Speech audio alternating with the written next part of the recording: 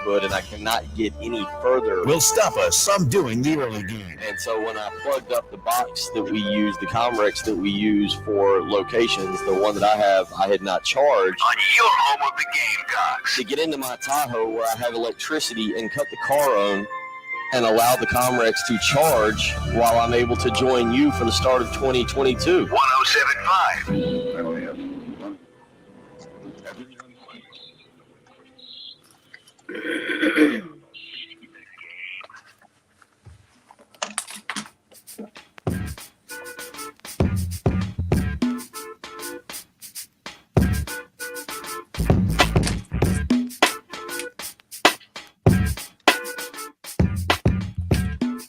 Welcome in on a Tuesday morning, 6:03 on March the 8th.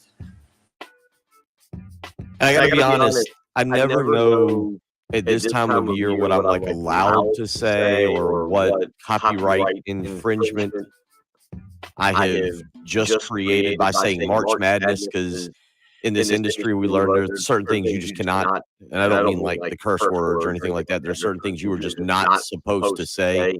But I think those are only in commercials, correct?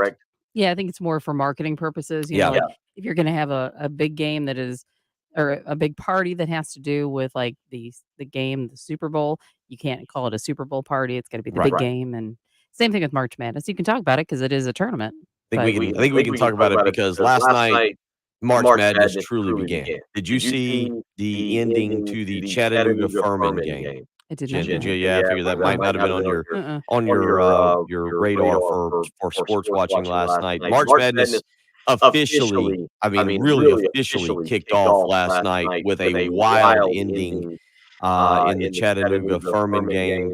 Bob Ritchie has been a friend of mine. I've known him since he was at Charleston Southern as an assistant coach, and then went on to Furman, and then has taken over for Nico Medved up there, and has done some really good things for the Paladins. He's part of a group of coaches that I got to know when I was working with ESPN, and got to know as I was scouting, and their colleges were purchasing my scouting reports on a yearly basis, and Bob has been an up-and-comer and was pulling for him last night as they got to the Southern Conference Championship game, which I have to admit, for multiple reasons, because of when I was doing scouting and knowing some of these younger coaches locally, like Furman and UNC Greensboro, and several Chattanooga was another one, the kind of the Southern Conference schools who were always searching for that next talent.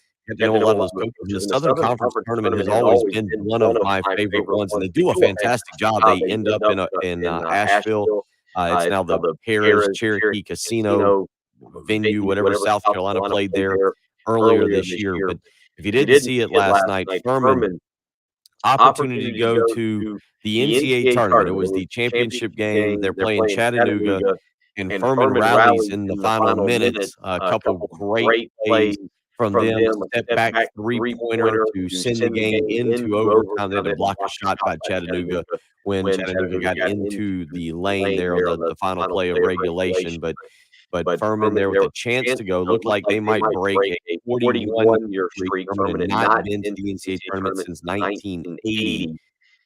And they hit a three-pointer with 4 seconds to go. And it is David Jean-Baptiste who dribbled it down, took a left turn at about mid-court, and somehow ended up kind of on the left wing, basically almost double or triple teamed, I guess, as I continue to look back at it. He was definitely double teamed. There was a third player that was within about 3 feet of him, and he rose up and sank a long three-pointer to send Chattanooga to a 1-point victory and a win over Furman. It was gut-wrenching for Furman last night, but it was what you hope for, even though it's a friend, even though it's an in-state school who I was pulling for.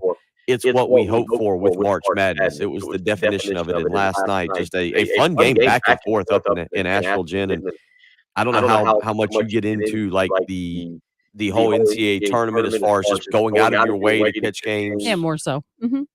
This is what you, when you stay up late.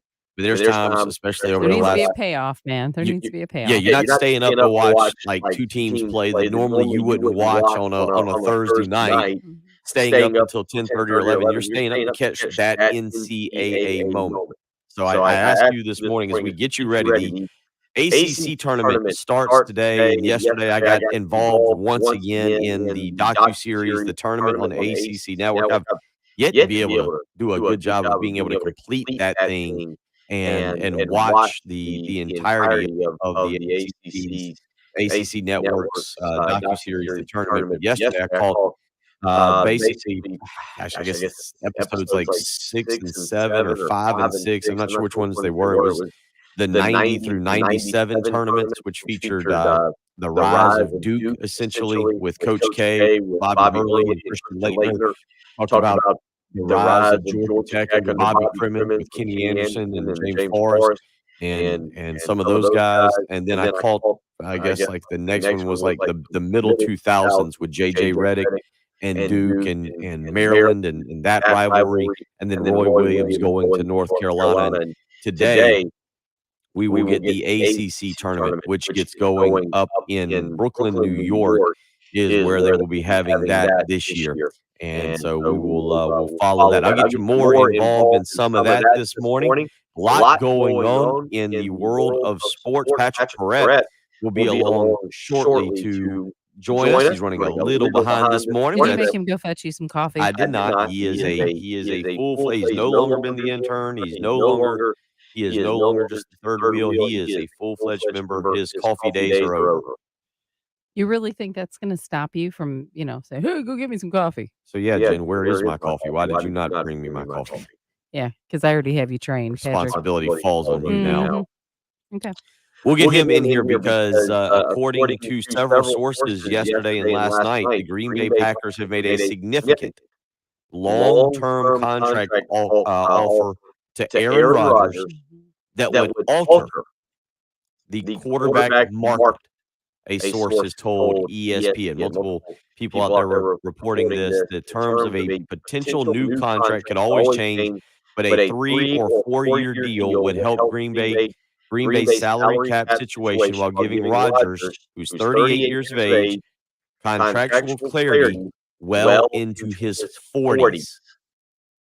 We'll get Patrick's take on this. He is our NFL guru, but as a Chicago Bears fan, and you hear this morning, your instant thoughts that Aaron Rodgers should be sticking around sticking around Green Bay, in turn coming to Chicago once a year for the next 4 or 5 years. When we can't seem to get our stuff together. Right. Yeah.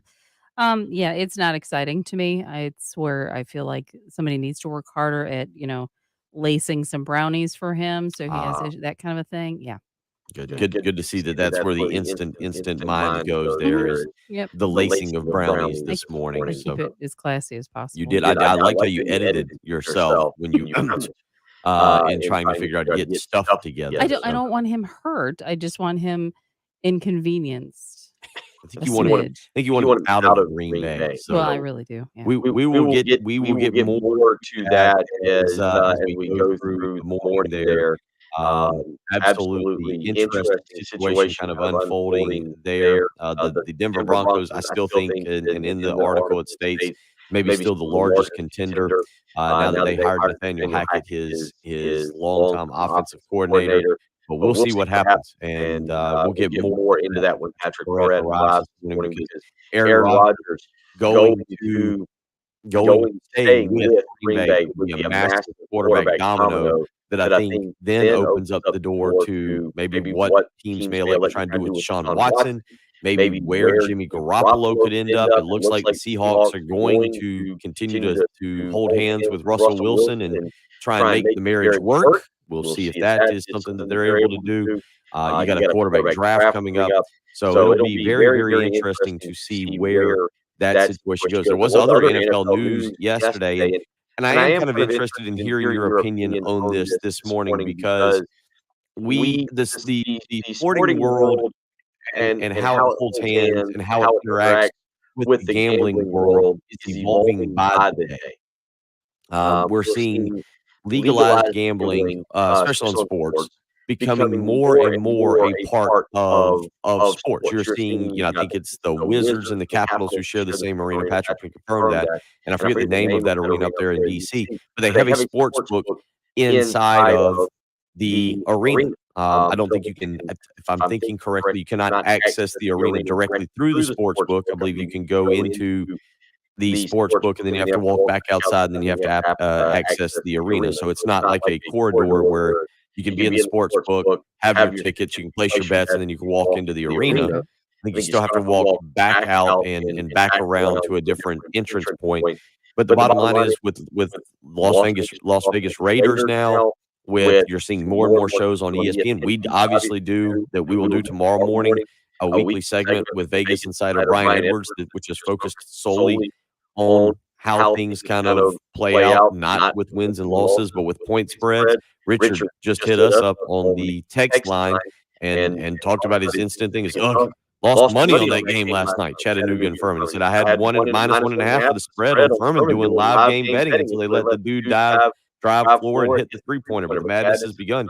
Yeah, I mean, sports betting is becoming more and more of a thing, whether it's well, look at all the advertising that happens, during a lot of the NFL games. I mean, I'd hate to think what the networks are making revenue-wise.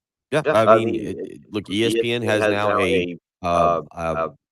a broadcast area in Vegas where if you flip over, I think it's ESPNU, I believe. I forget which ESPN channel it is, but there's multiple with multiple shows now that feature them talking strictly regarding sports lines and things of that nature. And it's a very interesting kind of time that we are in terms of sports as it pertains to partnering with gambling in sports. But yesterday, NFL wide receiver Calvin Ridley, who's with the Atlanta Falcons, has been suspended for the entire 2022 season for betting on games, for gambling in 2021. Now, this is supposedly when he was away from the football team over a 5-day stretch in November. He was listed as being away for mental health, but Ridley had stepped away around Halloween to get his personal life in order.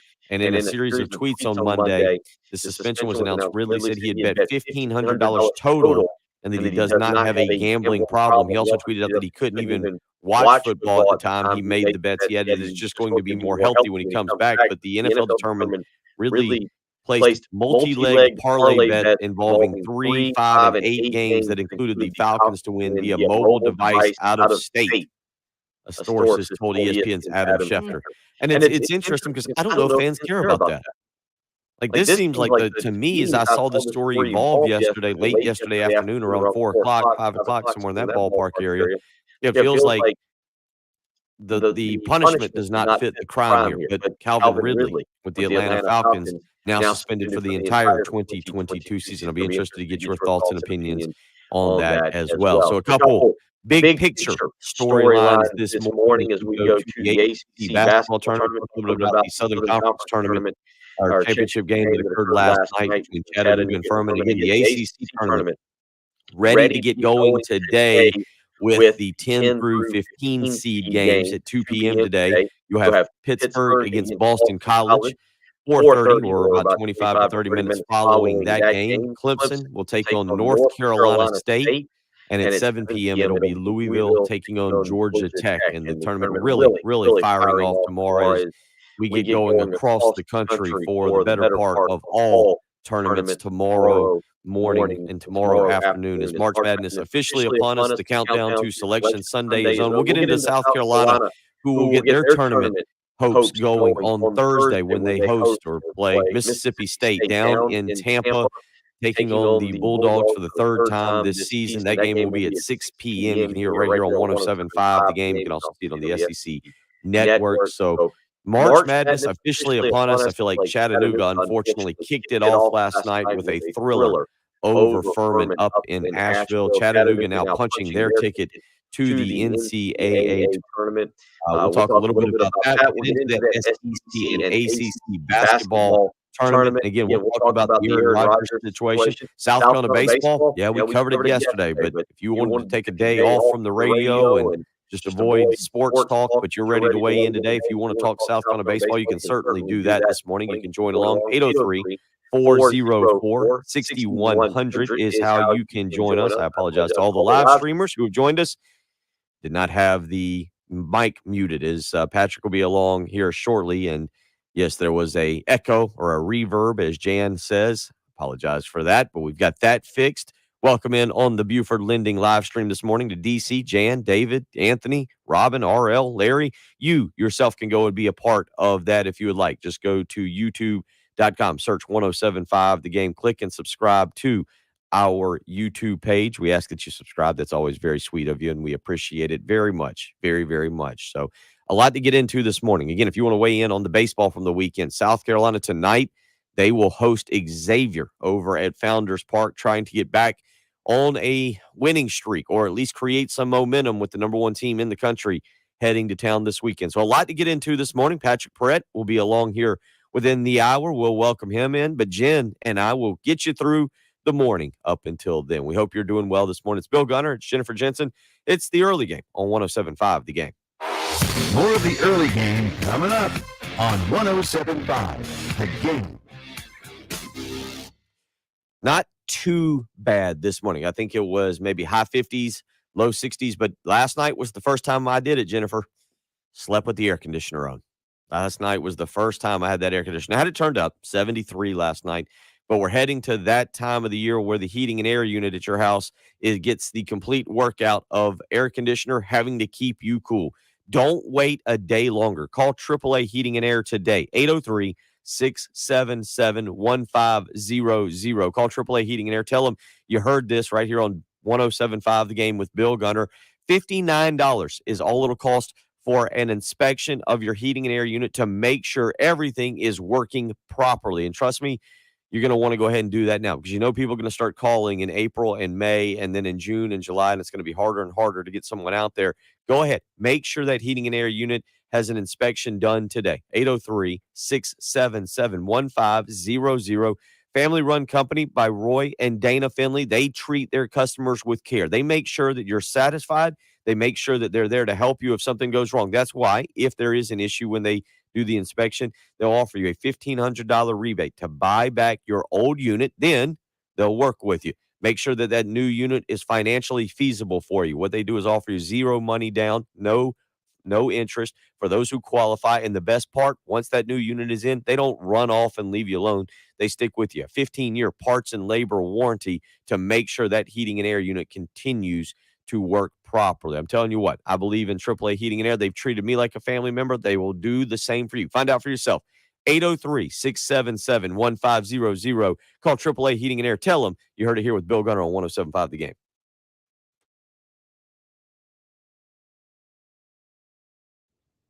And taking a look at your traffic situation out there this morning. Things are moving along not too bad. We do have a report of a disabled vehicle, Hardscrabble Road at Marchbank Parkway. That could be slowing things down a bit. Also, Augusta Highway at Lost Branch Road. And I-26 eastbound at Lake Murray Boulevard. Still could be a little bit of a tie up there, but that should be cleared here shortly. And your forecast looking pretty darn decent if you like rain. Looking for some showers this afternoon and this evening, a high of 69, 73 tomorrow with some rain and possible thunderstorms. And then we drop with that rain to 58 on Thursday. But right now it's not too bad. 63, 107.5 The Game. Sponsored by eBay Motors. Ray Magliozzi here. The tear in my driver's seat does have sentimental value since my butt's molded to fit it. But I'm ready for a new one from eBay Motors with all the right parts at the right prices. 122 million of them. Till then, I'll just scooch. eBay Motors, let's ride. Whether it's a bad kick, nagging back pain, or a hip that has you hobbling, nothing matters more than get the air signal punched in. Best. As South Carolina's most preferred orthopedic provider and official team doctors for the Gamecocks and Tigers, Prisma Health provides all the care you need. With more expertise, more technology, and more locations closer to you, we're doing even more to help you be your healthiest you.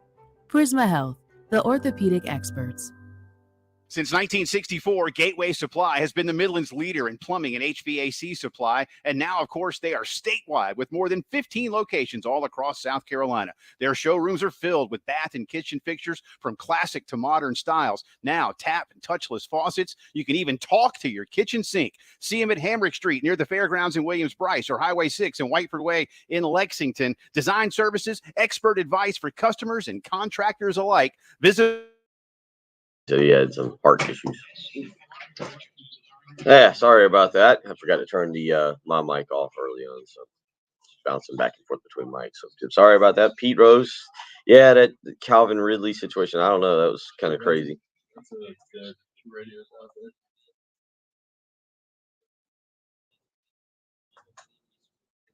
So yeah, I teased some Aaron Rodgers talk. Calvin Ridley. Oh, Tyler Hero. Yeah, those are two. Those are the two. Both are. I see Jaden Daniels is going to LSU. Oh yeah, we need to. The only college football fan we see.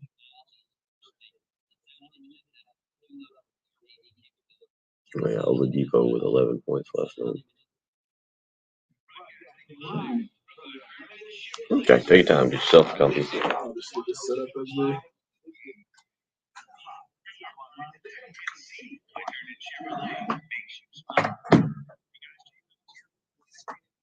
Throws me off every time.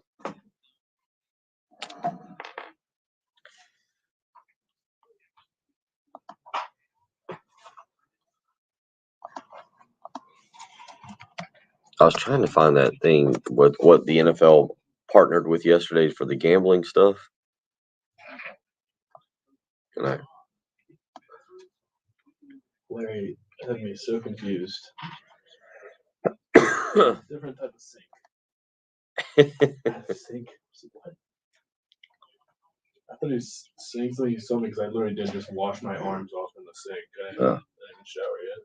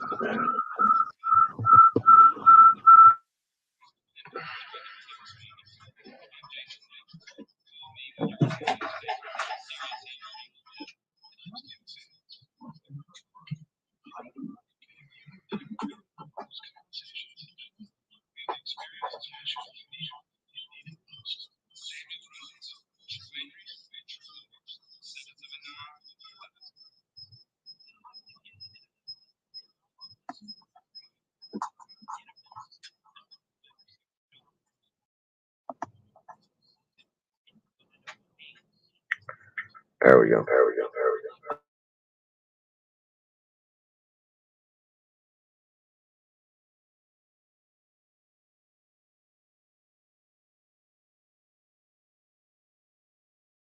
Now? Yep. All right. We're all comfy.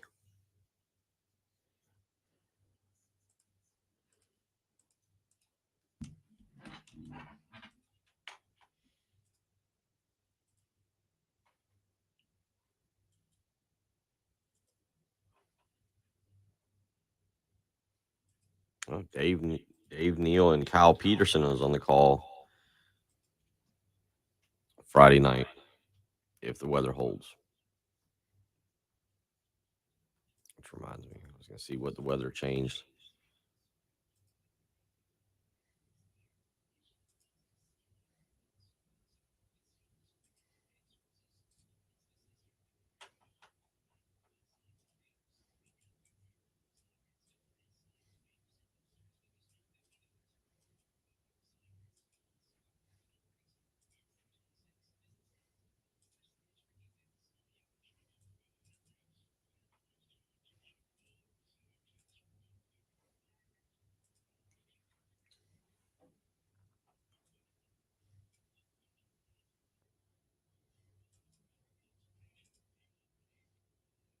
Oh, weather.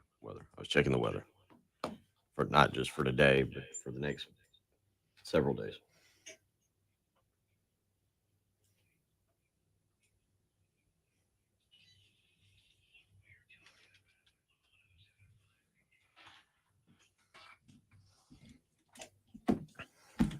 Morning, Craig.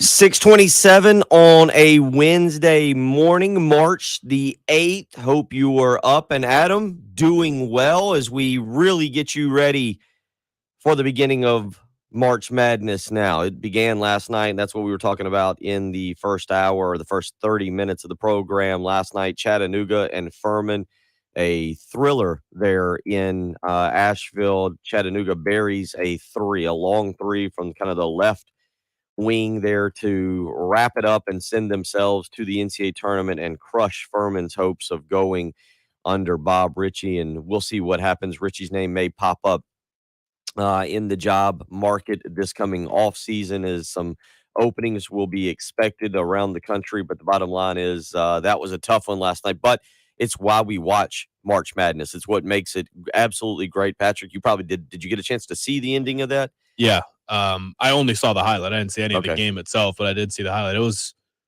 perfect defense. I mean, that was just a ridiculous shot. There's nothing you can do. But that is what we love about March. Just three Furman players, two guys in his face. He's fading away, and they all just collapse to the floor. I mean, it's gut-wrenching if you're a Furman fan, but that is the beauty of March. I mean, there's no way he should have made that shot. No, going to his left, shooting back to his right, by the way, just kind of a strange way to do that. But man, what a good game. We'll continue talking about that. The ACC tournament set to get started today, 2:00, Pittsburgh and Boston College. About 30 to 45 minutes after that, Clemson versus North Carolina State, and 7:00, Louisville and Georgia Tech. We'll continue to break down some March Madness. Look ahead. The Gamecocks get going on Thursday against Mississippi State down in Tampa. That game will be at 6:00. So we talked a little bit about that. Also, we'll get into some of the NFL news. I know Andy, very tired on the text line, has had an absolute enough of Aaron Rodgers. He says, can we stop talking about Rodgers already? He's an arrogant prima donna who plays a sport. Okay. If we ignore him, he might take a bath, clean up, and go away. He's not going away, Andy. And we got to talk about Aaron Rodgers with Patrick this morning, get his take on this contract situation. But also the story yesterday, Patrick, was the Calvin Ridley story. And we'll get out to the Love Chevy Fun Lines here in just a second. But you see this come up. And again, it's a different era of sport that we're living in now. I was talking about this. You're a little bit more familiar with it. The arena that the Wizards and the Capital One Arena. Yeah. It is Capital One Arena. Now, you don't have direct access. Not that it would really matter, but if you go into the sports book in there, it doesn't have a direct access to the arena, correct? You have to walk back out and go around. Yeah, I think so. I don't think they're connected, but it's a William Hill sports book that's connected to the arena. Right. It's part of the arena. It's where they used to have a green turtle there, which was a popular pregame spot, and they swap that out and they have the sports book now. So it's not like at the end of the first period for the Capitals or the first half for the Wizards that you can hop out of your seat, go running down to the sports book in there. Yeah, I think once you're in the game, you're in the game. But that is a really popular place to watch games, and there might be. I'll look it up, but there might be a couple self-service centers in the arena. I'm not 100% sure on that. It's interesting as we've watched the evolution of gambling and now how mainstream it's become. I feel like 20 years ago when I was in college, it was a taboo thing to talk about, that you didn't share that kind of information publicly, that, oh yeah, I've wagered a few dollars here, a few dollars there on games and what it may be. Now it's kind of a little bit more of an open discussion. But, Patrick, you see this with Calvin Ridley yesterday, and he steps away from the Atlanta Falcons. It was back then, we really didn't know why. Mental health certainly is a big priority in the NFL, but he steps away. And it turns out he maybe took a couple bets. He says he didn't bet more than $1,500, but he is suspended for the year. It's really interesting. I see this caller wants to compare it to Pete Rose, and that's the natural comparison. But just in the landscape of sports, how it goes now. I mean, I think he was betting with FanDuel, and I think FanDuel gave like $50 million just to sponsor the Dan Le Batard show. I think they're giving Pat McAfee like $40 million a year. You see their commercials everywhere. Caesars is big, DraftKings is big. All of them are really big. They're all talk about themselves and call themselves the official sports betting partners of the NFL. So they go hand in hand now. And I saw a lot of people trying to compare, oh, so Calvin Ridley gets suspended for a year, but I think Ray Rice was the popular one. Ray Rice only got 6 games. And yeah, obviously, Calvin Ridley didn't break a law. I mean, he legally placed wagers. And Ray Rice obviously did break the law and did something terrible and was lucky to not go to jail. But to compare the suspensions is tough because as much as the NFL wants everyone to be good people that play in the league, that's just not the case, and it's never going to be the case. But it's the most important thing to them is protecting the integrity of the competition. And did Calvin really do anything to damage the integrity of the competition? No. I mean, he wasn't even on the team at the time, and he only bet on the Falcons to win. And if he didn't bet on the Falcons at all, I wonder if he would still be suspended. Probably so, because I just feel like they need to be punitive in the response to this, because just they cannot risk at any point guys betting on games and potentially putting even the discussion of, hey, this guy bet on the game, how is that okay? Just can't even be something that enters people's mind. If Calvin really drops a touchdown ball in the fourth quarter of a game 2 years down the road, people are going to be like, oh, what? I bet he bet on the game. This is going to foul. Every time he drops a game-winning catch or anything like that, people are going to say, oh, I bet he was gambling on the game. And that's just going to be part of it. So the NFL needs to avoid that at all costs. There are billions of dollars being pumped in the sports betting market right now, and they just cannot have that jeopardize the integrity of the competition. And you've seen the NBA went through it with what was the guy's name? Tim Donnelly, referee, Tim Donaghy. So that just the NFL has to stay miles away from that. So yeah, $1,500. It is what it is. He wasn't even on the team, and I don't think any fan looks at that and says, how dare he? This is such a bad thing. He deserves the year suspension. But from the NFL's perspective, I do get it. You cannot mess around with anything like that. That is more serious than any crime committed by a player to the NFL, even if the fans themselves might not care. It's going to be interesting as we move forward how the NFL in particular, because the NFL is truly embracing this. Yeah. The NBA to an extent, Major League Baseball, as we would all expect, even though they're currently in a lockout, is the one organization that maybe is doing it correctly, actually, but is staying away from it. But the NFL is embracing it. This is an article by Ian Thomas from September 9th. Okay, so it's old. It's right before the start. It's the day of the opening game this past year, and it says more Americans will wager on the NFL than ever before as the league embraces sports betting. And it points out, it says more Americans than ever will wager on NFL games during the 2021 season. I guess this is what ended up happening. There's been no follow-up, but 2021 season as states continue to adopt legal sports betting and operators such as Caesars Entertainment, DraftKings, and MGM Resorts make further investments. An estimated 45.2 million Americans plan to wager on the NFL season in some form, up 36% from last year, according to research from the American Gaming Association. At least $12 billion will be bet on the NFL this season, according to sports betting market tracker Play USA. Again, that's what makes it so interesting is the NFL is basically going hand in hand here they see an opportunity. And the one thing you can say about the NFL, we can do a complete 180 on this. Major League Baseball doesn't grasp how to market their at all. Their association. They don't know how to keep fans happy. Let's see it happening right now. The NFL, on the other hand, has mastered the art of making every single penny, not even dollar, every penny that they can get out of their fans. And you're seeing this. The NFL's making money off of people gambling. They're partnering with gambling sites. And now you've got players. It's impossible to think that players aren't going to see some way or get involved in this. And Calvin Ridley now a part of it. Let's get out to the Love Chevy phone lines and we'll get back to your thoughts. David is up first this morning. David, how you doing this morning? What's on your mind? I'm doing okay. I don't have a problem unless he was betting his team to lose. Then I'd have a problem with it. And I wanted to get your opinion if, because of this suspension, if you think that baseball will get pressure for a little more review on the Pete Rose situation. Now, I know Pete Rose did a bad thing betting on games like Ridley did, but the problem I've It's more.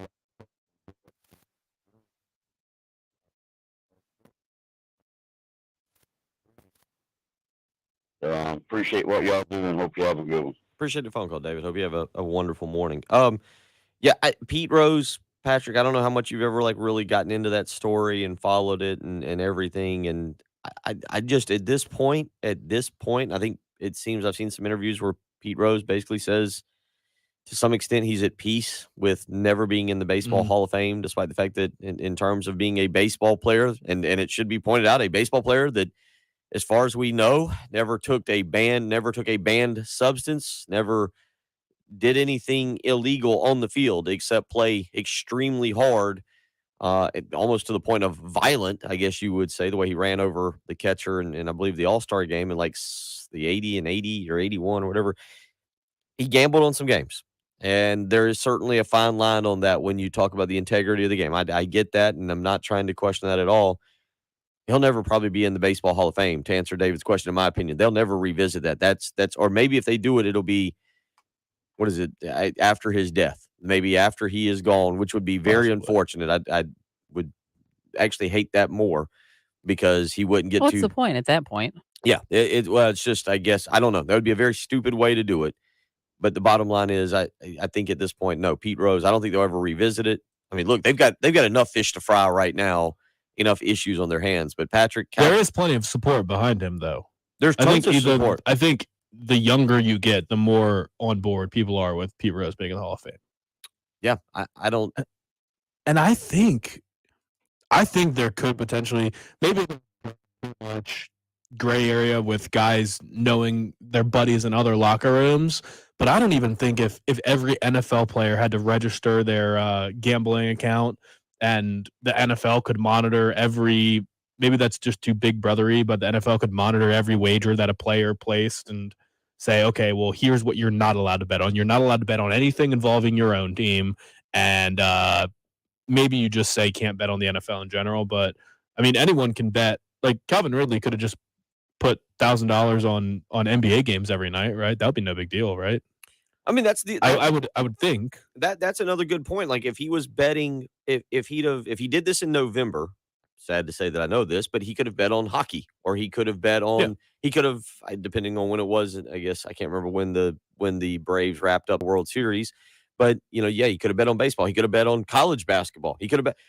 So is it just strictly an NFL thing, or are we just I don't know. The more I think about it, I would think that it would be no big deal. And I don't know that anybody, like, if Chase Young was betting on the Commanders to win every week, it was putting $10,000 on the Commanders to win on the money line every week, why would that be a problem? Just on maybe there's a line to draw somewhere, and just betting on your team at all is a no-no, but he's going to try his hardest to win the game every week. Right. Why would that ever? It's only when you're betting on your team to lose that it's a big and the issue. opportunity to tank. Well, I mean, a couple people weighing in here this morning. Normally, we don't always agree with Ray, but I do this morning. He says $1,500 to lose $10 million this year. Not a great bet. It's true, but maybe Richard. I think Richard has a very interesting point. Just because of what he says. He says, I think the main issue for me. This is for Richard, not for me. He says, I think the main issue would be Stephen Ross paying coaches to tank games.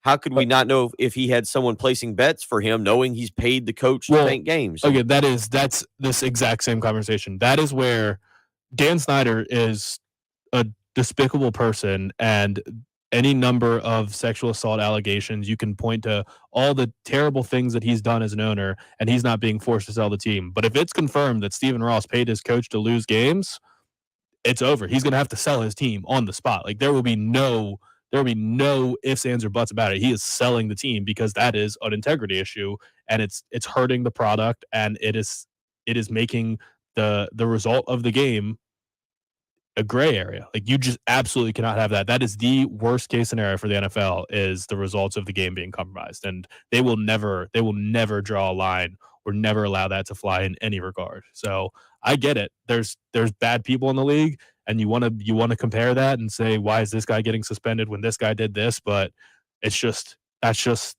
a different ball game when you're talking about the results being rigged potentially. 803-404-6100. We'll continue on this we will. I know some of you appear already grizzled with Aaron Rodgers. You're right there with Jennifer this morning, and that's totally. Although her disappointment in Aaron Rodgers has more to do with him being in Chicago, or not in Chicago, but in Green Bay, than it does with us talking about him. I mean, personally, if he said, you know what, I want to go out like on a high note and I want to like revamp a team, so I'm going to go to the Bears. Oh, I would love him dearly. There's no question about that. Is as freaky as he is and as anti hair washing as he appears to be right now, I'd handle it. I'd be okay with you bringing want him to go on out on a board. different type of high note. Exactly. Yeah. We will discuss some of this Aaron Rodgers stuff. We'll get back into some South Carolina athletics as well. And the ACC tournament gets going this afternoon, again, up in Brooklyn, New York. You've got Pittsburgh and Boston College at 2 o'clock today, 4:30, Clemson and North Carolina State. I got to admit, North Carolina State's an interest. We talk about South Carolina and success and, oh, we want this and the program should be better and it should be this and it should be that. Watching this docuseries, the tournament on North Carolina State and how good they were, and Everett Case and Norm Sloan, and last night I was catching part of it with David Thompson and Tom Burleson and the dominance they had and the rivalry with Maryland there for a little while. Very interesting. North Carolina State, another one. Kevin Keats up there making the move to go and get him, and it hasn't really paid off. We'll talk more about that. We'll get into all that here. We got a lot to get to this morning. It's a wide open morning. We got guests coming up later on this week as we move through the week. Obviously going to be a fun week of sports, but this morning we're wide open. So if you want to weigh in, 803-404-6100, how you can be a part of it, always go enjoy the Buford Lending live stream. A couple people weighing in. Anthony saying, well, Calvin Ridley will not make the Hall of Fame now. Larry also weighing in and says, as long as you don't bet on the game you're in, it should not be a problem. RL, apparently they're doing a Wordle scoreboard on now on our. We have a little competition going. Okay. Mm-hmm. All right. So good job for y'all on that. So a lot happens on that Buford Lending live stream. You can go and be a part of it. You're listening to the early game on 107.5 The Game.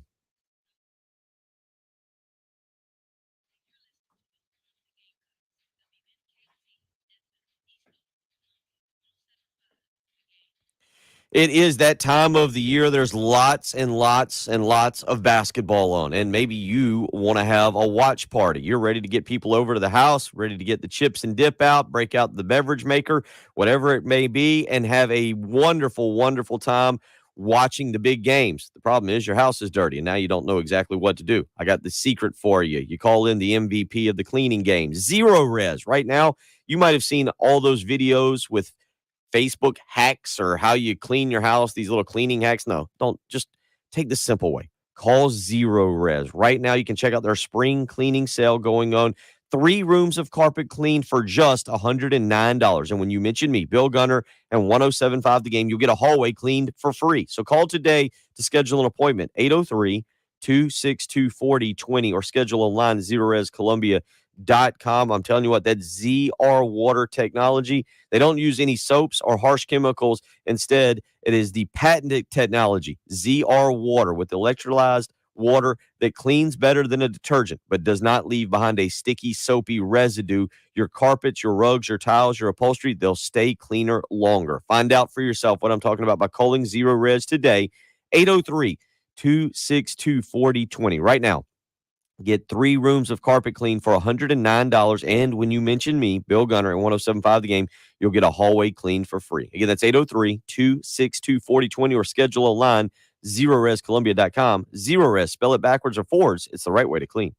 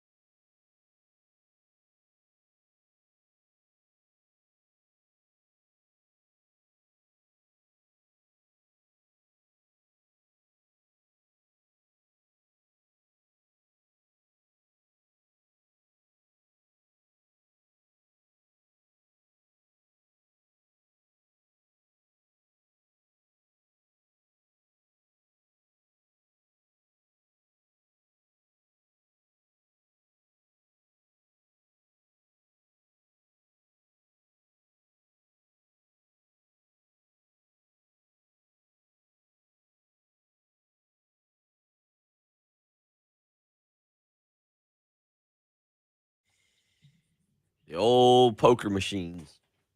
I'm sure there's still somewhere up and down 378 out past Lexington that you can find a couple of those. Oh, let's see if this has been updated here. So are we part of just a yearly tour for Bob Dylan? Is this just one of his favorite stops? Apparently he's terrible in concert. I have heard that, and I don't like his music to start with, so I can't fathom that I would like his How old is Bob Dylan now? He's like 85. He's like well into his 80s. Yeah. And apparently even when he was young, he would just kind of come out, not say a word, play his songs, have no like dialogue with the audience, and then say, okay, that's it, and then leave the stage and get in the car. So he'll be 81 on May 24th. He is 1, 2, 3, 4, 5. See, he's done some procreating. 6 kids. Apparently he knows how to converse a little bit. Yeah, well. Is he a billionaire? I would think he's not a billionaire. I'm looking at it. Yeah, I wouldn't think so. But he's wealthy. He's one of the most non-exciting, unattractive. Yeah. I mean, if they just decided to sell his catalog, he'd probably make $500 million for it. I think you're right on that. I don't get it. I think Neil Diamond just sold his catalog.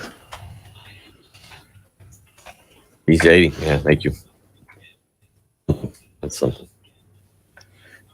All right. Yeah, Neil Diamond just sold his music catalog to Universal Music. How much do you think he sold it for? Well, given what y'all are saying, it's Neil Diamond. I guess $250 million. That just seems it's low compared to what you just said, but let's see. Oh, Anthony, you're just letting the whole show down. I ate the liver pudding yesterday. Oh, who was it on our? Was it RL? I think it was RL, Waddy, Jan. I think they're all. Okay. Sounds like a good way to wrap up this hour then. To close to officially close the liver pudding segment, this portion of the early game, we get the final. Yeah. And I saw Batman yesterday. Oh, okay. So are we familiar with? Yeah, I agree. Crime, Jordan. Microwave bacon. I made bacon this weekend in the oven a couple times.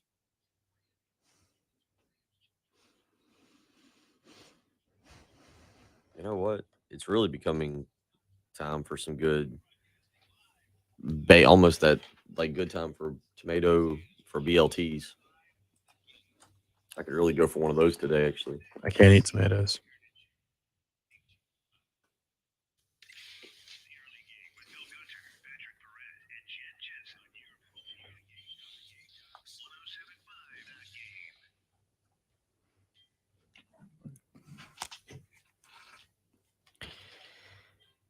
(803-404-6100). How you can join us. Want to let you know the 2022 1075 The Game Spring Open, originally scheduled for next Friday, has been moved to Friday, March 25th at the Windermere Club in Blythewood. Again, if you've already signed up, you can contact the Windermere Club if you need to make any changes. But originally scheduled for next Friday, it will now be Friday, March 25th. So mark your calendars appropriately. If you now have the 25th open, you can sign up and play. It's a 10 a.m. shotgun start, 2-person teams, $200 per team, 2-person captain's choice. We'll have raffle prizes closest to the pin, $1 million hole sponsored by Buford Lending, plus breakfast and lunch. All entries get a free golf membership until March 31st. So you've still got that free membership if you've already signed up.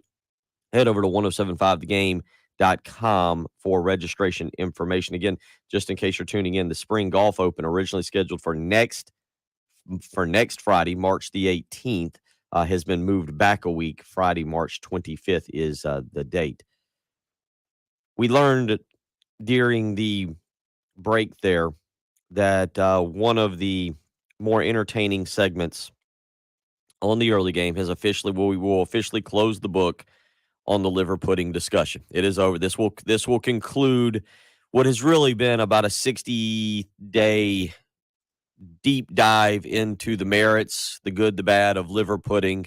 Our good buddy Gamecock Larry has brought this up. Patrick Pred bought some. He has informed us on the live stream that he has had the liver pudding. He fixed it yesterday, and once we get Patrick's take on this, this will officially end. It'll be it. This will be it. We will move on. There will be no more liver pudding discussion on this program. We will find something else. Also on the Buford Lending live stream, Anthony, who is a part of the live stream each and every morning, has let us all down. He says he ate some microwave bacon this morning, had to resort to drastic measures due to running late for work. You know what? Again, if you can't just cook it properly, don't eat it at all, or stop by a store like a little restaurant or someone picks them up. All right, liver pudding yesterday. You fixed it. What was the final verdict of the liver pudding? First of all, I thought that it was going to be slices, so I tried to slice it into squares because it came in a block. I thought I was going to eat squares of it with a fork. I had a fork out, but it all crumbled and became just a full mush. So it actually was like meat pudding. It wasn't terrible to eat. It was fine. But I actually, for the next hour of my day, sat close to the bathroom because I thought I was going to throw up. I genuinely thought I was going to throw up. I have the text where I texted my girlfriend. I was like, all right, I had the liver pudding. She said, how was it? I said, I think I'm going to throw up. I think I just gagged. Maybe I ate too much of it. Hearing you describe it turned into a pudding. Jen, it was a full-on pudding. Jen, final thoughts on the liver pudding discussion that is engulfed the early game. I will not be trying it anytime soon. I will not either. It didn't taste as bad as it made me feel after eating it. We appreciate everybody's input on the liver pudding discussion the last 2 months. We're done with that. It's time to move on. What's next? We'll start a whole nother hour next.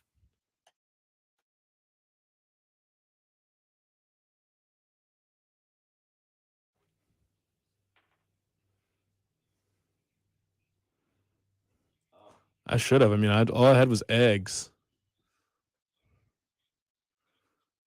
Also, this is another. Saying I can't eat tomatoes hurts my consideration to become a Southerner. This is another thing. I've said a million times, I hate when people say things are Southern that just aren't Southern. Do we think tomatoes are a Southern thing now? Are we serious? Tomatoes are not a Southern thing, Larry. Yeah, somebody else told Patrick on the I think this is Root Hog, who said you have to fry it. How did you cook it? I just cooked it on a frying pan. Oh, okay. I cut it into slices and laid them down, but as soon as the heat went, they just crumbled into basically a liquid. Oh, that sounds awful. Sounds just awful. Oh.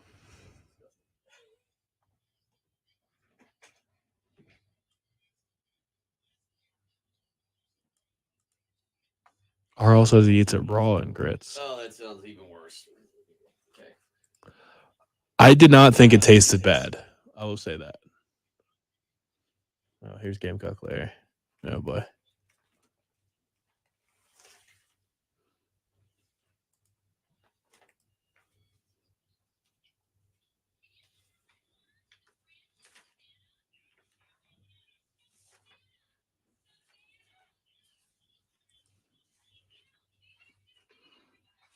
Yeah, I've never heard of a cucumber tomato sandwich. But Bill was mentioning BLTs. I can't eat BLTs. Tomatoes me give either. me the shakes. BLT. I'll take the B and T. Or no, the B and L. I don't want the T. Yeah, same. I don't like tomatoes. Well, Larry just called. Yes, and he said liver pudding does not come in a block. It comes in a casing. So he is going to, at some point, make us liver pudding and grits the way it's supposed to be made and bring it to us. I mean, I Google liver pudding and I'm seeing exactly what I what I had. Well, apparently, it's not the old-timey way to do it. It's supposed to be in a casing. Not sure Gamecock Larry knows what liver pudding is. This is the exact one that I had. The same brand and everything. Looks like that. Looks very similar to this. Just a full. I don't know if anybody can really see that. But yeah, a block. Yeah, there you go, Jan. Nieces. Not what I had. Yeah. I had. See, I think I've seen that in the stores. Yeah, I've seen Nieces too. I had Harvin. It was this yellow block. Made in Sumter.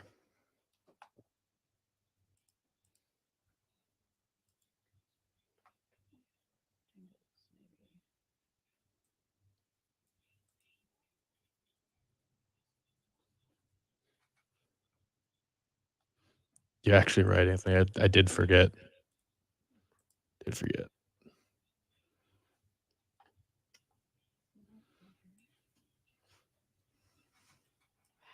Yeah, I almost had to cancel the movie. I went home after the show, made the eggs and liver pudding, and was planning on going to see Batman. And there was about a 30 to 45 minute span there where I thought I was going to be throwing up and have to cancel my movie trip.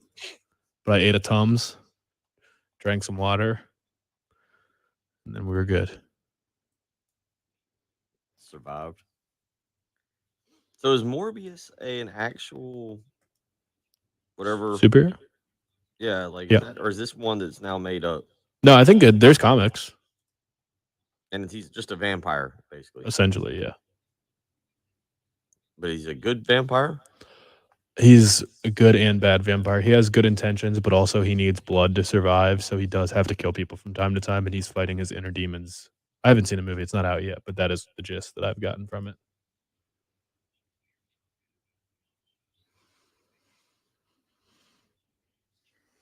I tell you what, Jared Leto in it looks like Leto. Leto. Yeah, it actually looks like a movie that I would actually watch for a. Jared Leto's a great actor.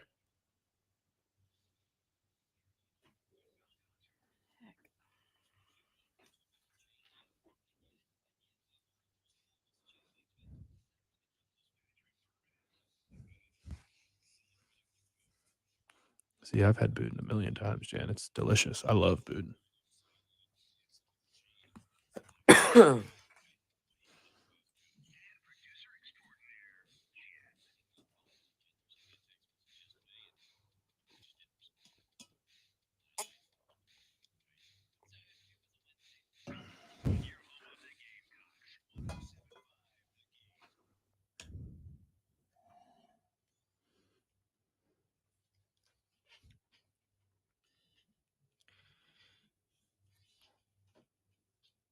Up and at 'em on a Tuesday morning. Bill Gunter, Patrick Perret, Jen Jenson, as we roll through here on a March the 8th, we get you ready for the start, the true start. I think when the ACC tournament really gets going, the Big East, those were the two tournaments growing up. Patrick, you were an ACC guy, Maryland. By the way, JJ Redick, for your rant yesterday, I didn't see all of it. I flipped on at the very end.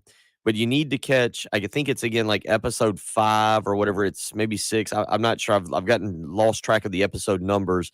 But JJ Redick yesterday, again, these things are all out now to my knowledge. The whole series is out. You can go check it out. The tournament, you've heard me talk about it for the last few weeks, and it really is a very good docuseries on the ACC network. South Carolina fans, it'll have some appeal to you because of South Carolina ties from the 70s. They also talk about Bobby Crimmins going back and finally winning that elusive ACC crown. But yesterday they had the 2000 to 2007 segment on there, which was basically the second coming of Duke, is how it was kind of labeled. The first one was from the early 90s, the rise of Krzyzewski, basically with Grant Hill, with Bobby Hurley, with Christian Laettner, when they became a national power. And Krzyzewski won his first national championship, and they were winning some ACC championship tournaments there in Greensboro. The one yesterday that was kind of more focused on JJ Redick, and there's a part in there where he lost his sophomore year to Maryland in the ACC tournament, the ACC championship game. Duke would win 7 out of 8 ACC tournament championships, and Reddick says it should have been 8 out of 8, but he says he had no problems with any other fan base in the ACC, and in fact enjoyed all of them. But he then says, except for Maryland. Good. And he says, man, bleep those guys.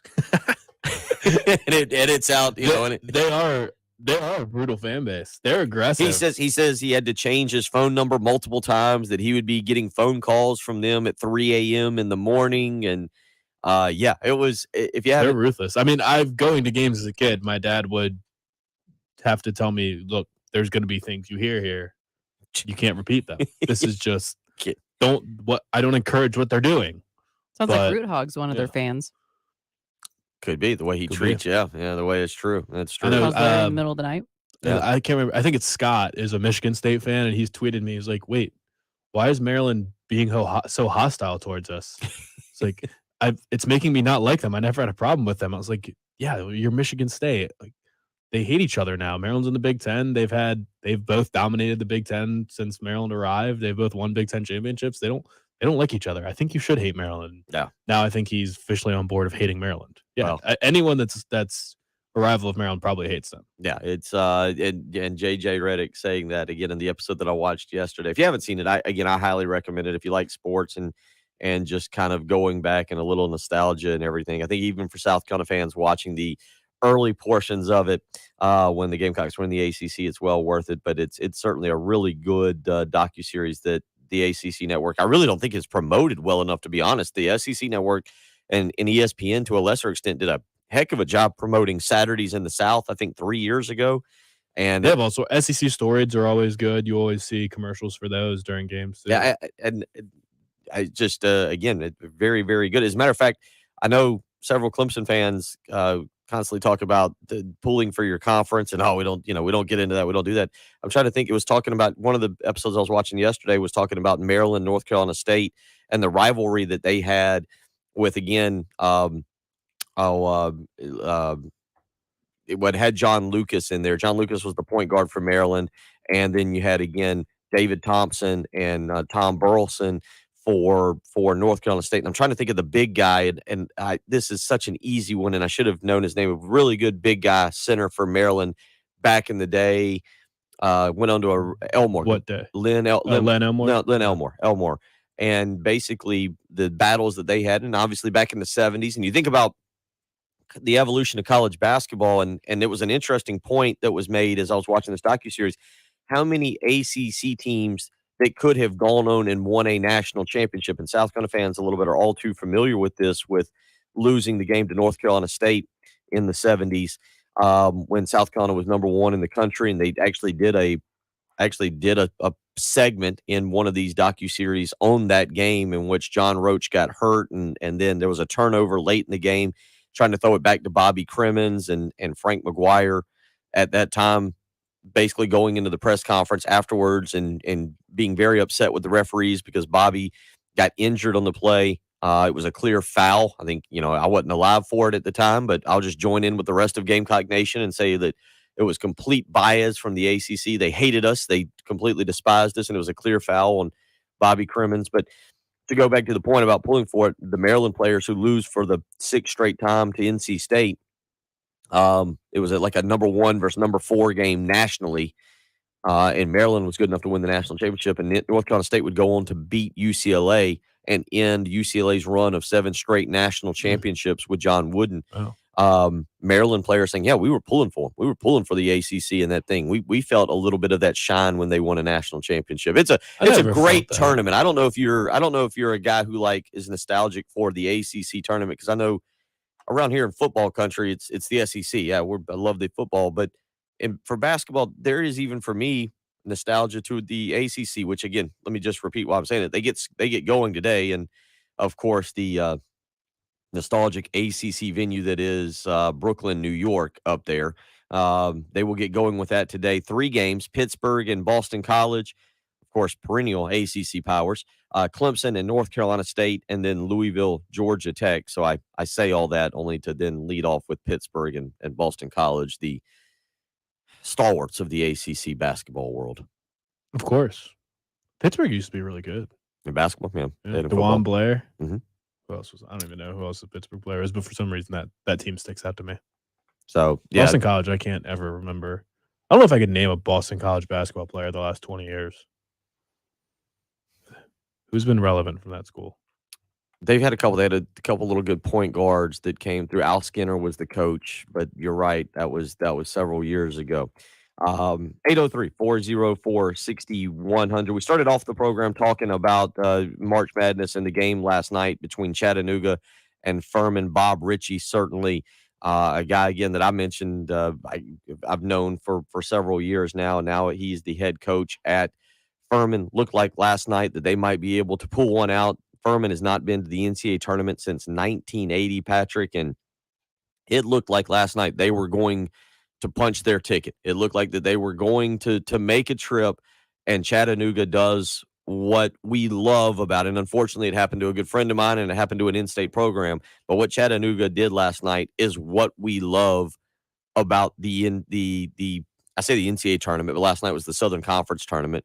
But it was a really fun game to watch. I got involved with it when I got back from Alston soccer practice and watched about the final 18 minutes of it. It was back and forth. It's two young coaches, by the way, that have drawn, in talking with people the last few months. Chattanooga has done a good job. Lamont Paris is the head coach there. He's gone in there. He's originally done some time with Wisconsin under the coach prior to Greg Gard. Why am I blanking on who was the coach prior to Greg Gard who retired? Bo Ryan. Bo Ryan, thank you. And is a guy that's was very successful there under Bo Ryan, and then Greg Gard has gone on down to Chattanooga and has done some really good things. Obviously, he'll be making Lamont Paris, the coach at Chattanooga, has gone on to do some good things there. And he and Bob Ritchie considered two of the better up-and-coming young coaches, at least here on the East Coast there with Chattanooga and Furman. And the bottom line is last night you had a great game between the two of them, and it just ends. It ends in an awesome way. Right. There's no other way for me to describe it, but unfortunately, it's unfortunate for Furman. And it's not like this doesn't happen in college basketball, because, I mean, we watch the Sports Center top 10 every day here just because we're in studio and we've got the TVs on. And pretty much every day in the top 10, there's a buzzer beater in a low-level college basketball game. But it's just different when it means punching a ticket at the NCAA tournament. When's the last time either of these teams were in the tournament? I don't know when the last time Furman was. I can't recall. 1980. Okay. So I definitely have not put them in a bracket. Yeah, 41 years ago. That was the big storyline last night. And then for Chattanooga, I think it was 2017. Yeah, so maybe more recent. I don't really recall either of those teams being in the bracket very recently. But so yeah, 41 years, and Furman pretty much deserved to win that game, and just an epic shot.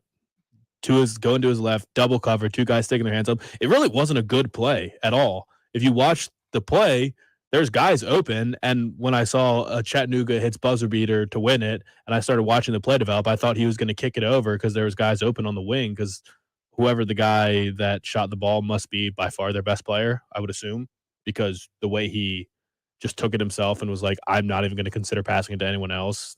He must be the alpha of that team. Mm-hmm. But just a sick shot in double coverage, fading away to his left, opposite side, like off 1 foot. It just everything. There was the odds of that shot going in should have been close to 0, but he just drills it, and absolutely heartbreaking for Furman. And if there's Furman fans watching, I'm sure they were just completely devastated. But that's March, and that's the fact that it means something is why we love it so much, because that play probably happens once every night somewhere in college basketball. There was a game. When we talk about South Carolina, the personal opinion of me is that likely the Gamecocks need to win on Thursday to secure a spot in the NIT at minimum to get into the NIT. There was a game last night that will impact the NIT.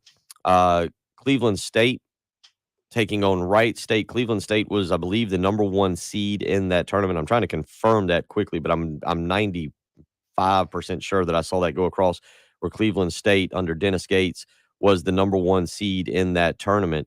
And I believe they lost last night to Wright State, which, because they were the number 1 seed, winning their conference tournament, winning their regular season, will guarantee them a spot in the NIT. That is one of the new rules for the NIT. If you're a mid-major school and you win your regular season conference championship, but you do not win your tournament championship, guaranteeing yourself a trip to the NCAA tournament, you are guaranteed a spot in the NIT. So just that's one less spot that's in the NIT. That's why it's a lot more difficult to make the NIT these days than it has been in previous years. Those Dave Odom teams would have not been NIT teams under the current scenario. Those two NIT championship runs likely never occur if the NIT is how it is currently selected. And so that was one that I did notice last night that could end up being just something to remind or something to keep in mind when we get closer to Selection Sunday, not just with the NCAA tournament, but as the NIT will try and fill out their brackets as well. So that was something just to, again, keep an eye on there. That was all from last night. We'll continue to get into that this morning. Coming up next, though, Aaron Rodgers has, according to multiple sources, a contract offer that will alter the quarterback market and will give him job stability in Green Bay, basically for the rest of his career. We'll get Patrick Perret's take on that. Is it worth it for the Packers? Also, according to the report out, it helps solve the Packers' cap issues. I don't know how they're doing that. Maybe you can answer that as well. I don't know how that one's going to work either. Yeah, so we'll get to all of that as we continue on. You're listening to the early game on 107.5 The Game.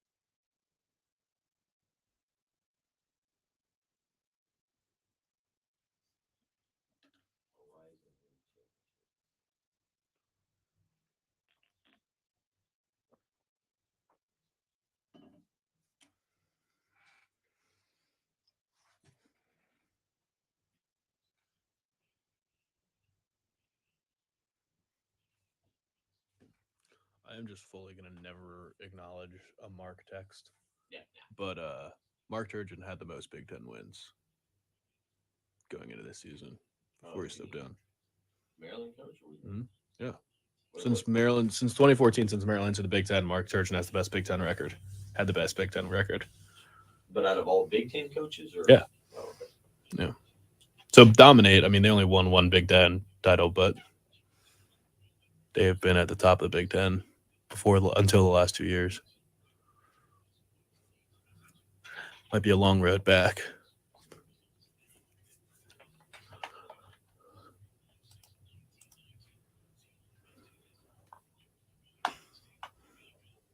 Oh, Steven wants the email. Yeah, I did. Yeah, patrick.perret@cumulus.com. Steven.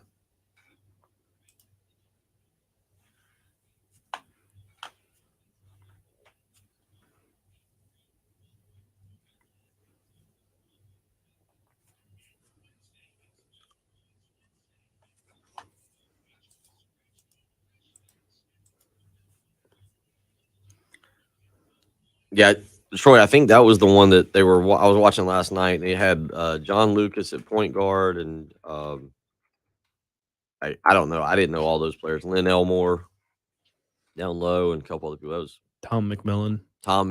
Yeah. Yeah.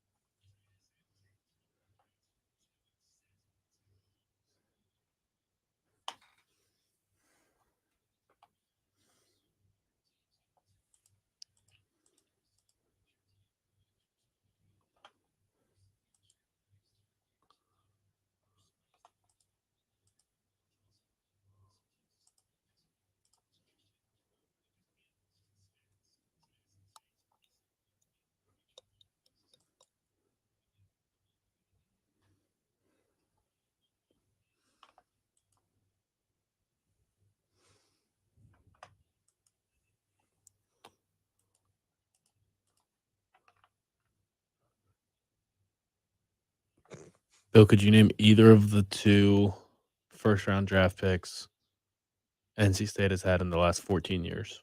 The first-round draft picks? They've had 2 first-round draft picks since 2008. Dennis Smith and is Julius Hodge? Or is he younger than that? He's older than that, 2005. Okay. This was in 2014. He's still in the league. Dennis Smith and TJ Warren. I went up to, so I go up to, back when I was doing scouting, I mean, I go up to NC State and I watched them play somebody. I can't remember because I knew Orlando Early really well.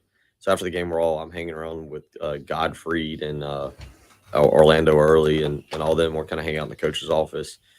And this dude just comes like in, big old fur coat, like just plops down, like opens up a beer and is like kind of just talking with him and whatnot. And just whatever.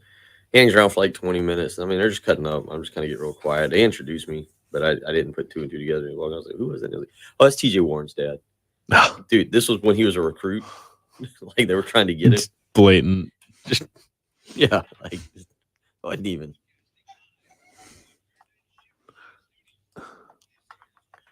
Yeah, Troy, that was incredible. They were showing that game last night. 1983.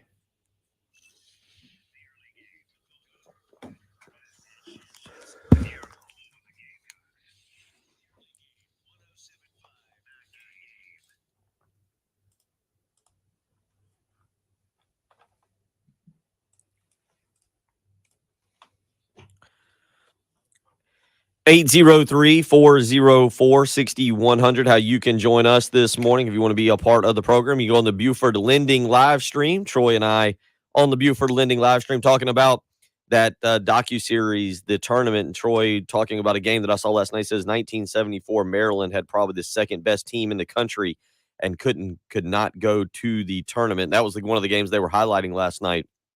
In particular was because of the NC State team with David Thompson and Tom Burleson and several other players there. It's a really good Maryland team. So I would encourage you, if you get a chance, if you kind of just got a TV on around, it's really, really good, really worth watching if you see that pop on. And in terms of some really good television, some nostalgic television watching as well. 803-404-6100. Let's get out to the Love Chevy phone line. Steve is up this morning. Let's talk a little Furman basketball. Steve, how you doing? What's on your mind? How you doing, All right. Yeah, we got you. I don't know what was happening in the background. But air compressor. Okay. I just doing the history on Furman basketball. Maybe you're too young to remember, but there was I don't want to do the numbers. Text 2 minutes ago. I think in 1980, when Furman made the last tournament, there was a kid named Jimmy Strickland from Keenan High School.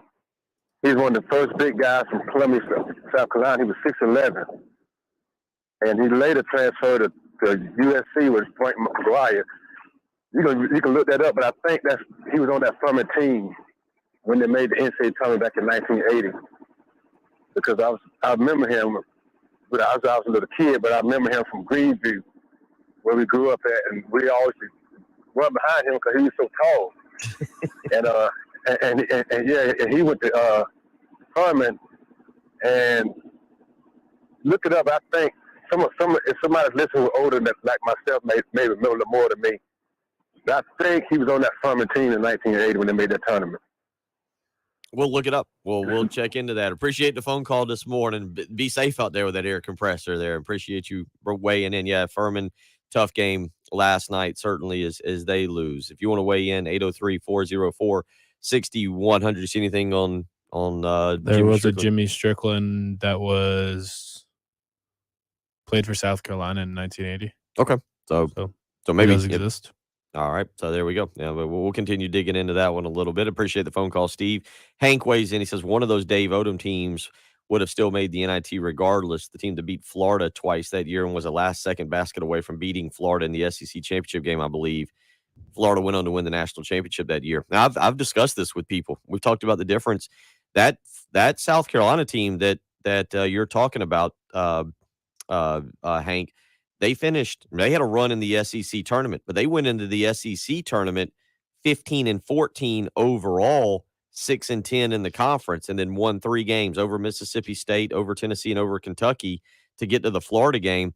They were 18-15, 6-10 in conference. That team was not an NIT team. They would go on to beat Western Kentucky, Florida State, Cincinnati, Louisville, and Michigan in the second NIT championship for South Carolina under Dave Odom. The team previous to that year, the previous year was 15-12, 7-9 in the SEC, and lost to Mississippi in the SEC tournament. They finished 15-13, and then of course they got into the NIT and beat Miami, UNLV, Georgetown, beat Patrick's Maryland team there in Madison Square Garden, and beat St. Joe's to win it. Neither of those teams would have qualified for the NIT under the current setup they have. Both of those teams had way too many losses, didn't have 500 conference records. Neither of those would have ended up. So that's what I'm saying. The NIT a whole lot different now as opposed to the way it used to be. 803-404-6100. Change gears here a little bit, Patrick. We talked a little bit about Calvin Ridley in hour number one, and now his suspension for a year for gambling on games. The other big news yesterday in the NFL was Aaron Rodgers mulling a potential contract offer. The details have not been released, so we don't know what exactly they are. But according to multiple sources and ESPN, Aaron Rodgers has been offered a market-altering quarterback deal that will guarantee him job stability in Green Bay, basically for the remainder of his career. We don't know what that would end up being. I have an idea. Okay. I think it would be $50 million a year. That would be market altering. That is the next, I think it would be $50 million a year. And I would think just about fully guaranteed. Although when you talk about that fitting under the cap and actually fixing their salary cap problems, I don't know how they can do that. Maybe that's just something about voidable years, but I'm pretty sure that's the next hurdle. $50 million is the one thing that'll be market altering. It's a big number. If you're Aaron, let's start with the Aaron Rodgers perception of this. If you're Aaron Rodgers, after everything you've gone through, I mean, is this deal worth it? The mega money deal, because you have to feel like if you're going to take that, this is where you're going to play out your career. And do you believe in the Green Bay franchise to get you the pieces necessary? Like if they learned their lesson now, when they see the Jordan Love situation, if they learned their lesson and be like, all right, yes, we will spend a draft pick or two on a wide receiver or something. I don't know. You do this, and also I don't know how you fit Devontae Adams in there. Yeah, because the franchise tag deadline's coming up, and that was going to be one of the next big determining factors. How they handle the franchise tag deadline with Devontae Adams will determine what they're planning to do with Aaron Rodgers. But ultimately, this is their punishment. Aaron Rodgers is punishing them by making them pay him $50 million. Like it wouldn't have gotten to this point if he had just stayed happy. Instead of drafting Jordan Love, you just draft a wide receiver or something. You take his supposed to be heir apparent. Turns out the kid sucks, and they have no interest in playing him. They can't trade him because no one wants him. Everyone knows he's not good. And now he's saying, okay, show me the love. And that just means make me the highest paid player in the history of the game. What? Show me the love? No, but that was good. Okay. It's I mean, it's to your point. The ball is in Aaron Rodgers' court at this point. Like Green Bay is exhausted. I don't know. If you don't go the Aaron Rodgers route, you blow it up and restart. Do you go get a Jimmy Garoppolo? Do you get some kind of bridge to? I mean, they're going to stink if they don't have Aaron Rodgers.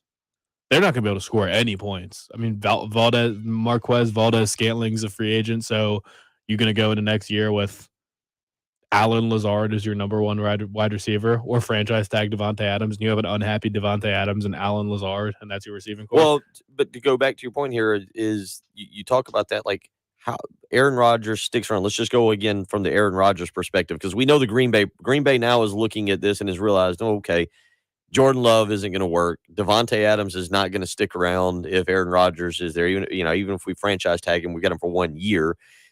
He's not going to stick around. They have no real way. And finding a quarterback like this in the NFL, it looks easier than said right now, because you look at Joe Burrow. I think Justin Herbert gets thrown into that. Josh Allen, obviously Patrick Mahomes. Yeah. But look what's happening with Kyler Murray. That's not a surefire guaranteed thing. Like, you've got one of the premier quarterbacks in the league, and say what you want about it. Richard makes an interesting point, because Aaron Rodgers is becoming, I think, quickly one of the most polarizing figures in sports. Yeah. Like he might be on the verge of taking that title away from LeBron James. Like LeBron's been kind of quiet, and the Lakers are starting to stink. And LeBron, we all know his career's rounding out. I think he's basically admitted. I think he's got 2, maybe 3 years left because he's basically said his final year will be playing with his son, Bronny. Like he said, whoever drafts Bronny gets me, and then they might get me for the minimum amount possible. I'm just going to play with my son for 1 year. Aaron Rodgers, because of, I think, the commercials, because I think of the lifestyle, because of the quirkiness, apparently because of the hygiene to some extent, is quickly becoming one of the most, I think, polarizing sports figures in America. Well, and he can't win now because the 2 texts we've gotten, or the text and the comment on the live stream, Richard said, yeah, he'll be one of the most hated players of all time if he strings them along and decides not to play for them. But then Cordrin says, if they pay Aaron $50 million and tag Devontae Adams, it basically proves that Aaron is a selfish individual and clearly doesn't mind losing if the price is right. So damned if you do, damned if you don't. If he stays, then he's selfish for taking so much money. And if he leaves, he's selfish for stringing them along, even though I don't think he's stringing them along at all. I mean, he hasn't done or said anything.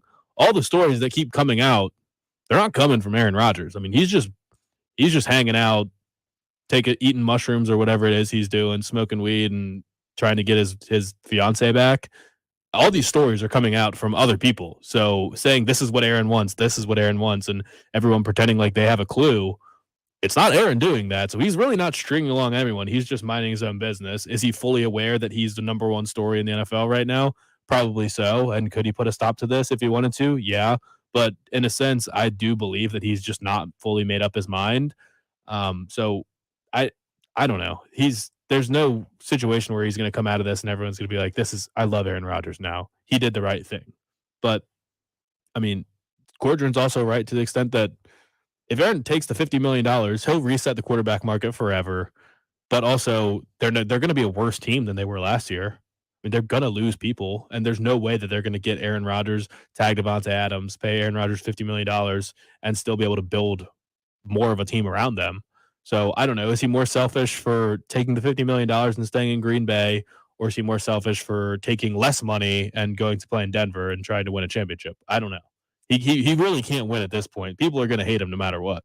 803-404-6100, how you can weigh in this morning. I don't feel like I know Aaron Rodgers has been a big piece of the NFL offseason, and certainly you knew this was going to happen, but it is funny to me to see some of y'all weighing in on the text line. I go back to some of the earlier text messages we got from Andy, from a couple other people who were weighing in and talking about Aaron Rodgers and just being tired of him, just absolutely being exhausted of Aaron Rodgers. And I get it, but that's why I say he might be becoming the most polarizing figure here of any sports player out there.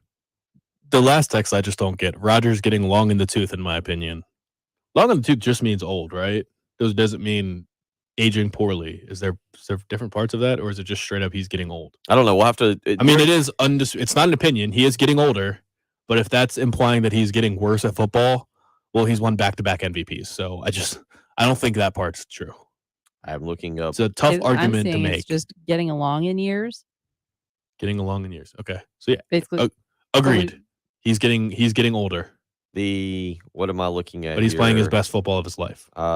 The phrase finder, long in the tooth. The meaning of the phrase "long in the tooth" is old, especially of horses. Their teeth never stop. Or people. No, their gums recede, so it looks like their teeth are growing. Oh, interesting. Yeah, it says, what's the origin of the phrase long in the tooth? It says horses' teeth, unlike humans, continue to grow with age. They also wear down with use, but the changes in the characteristics of the teeth over time make it possible to make a rough estimate of a horse's age by examining them. How about that? I think Joel summed it up nicely as a Packers fan. He said, basically, us Packers fans have the all-time quandary. We can't make the playoffs without him, but can't win the Super Bowl with him. And it's kind of it is a good point. They're going to be one of the worst teams in the league if Rodgers leaves. But if he stays, they're probably going to fall just short of winning the Super Bowl again. But still, their best chance of competing for a Super Bowl every single year is going to be with Aaron Rodgers for the next 4 years. 803-404-6100. We'll continue on with this. We'll get back into some South Carolina athletics tonight. The Gamecocks host Xavier over at Founders Park. We'll talk a little baseball as we continue on. It's the early game on 107.5 The Game.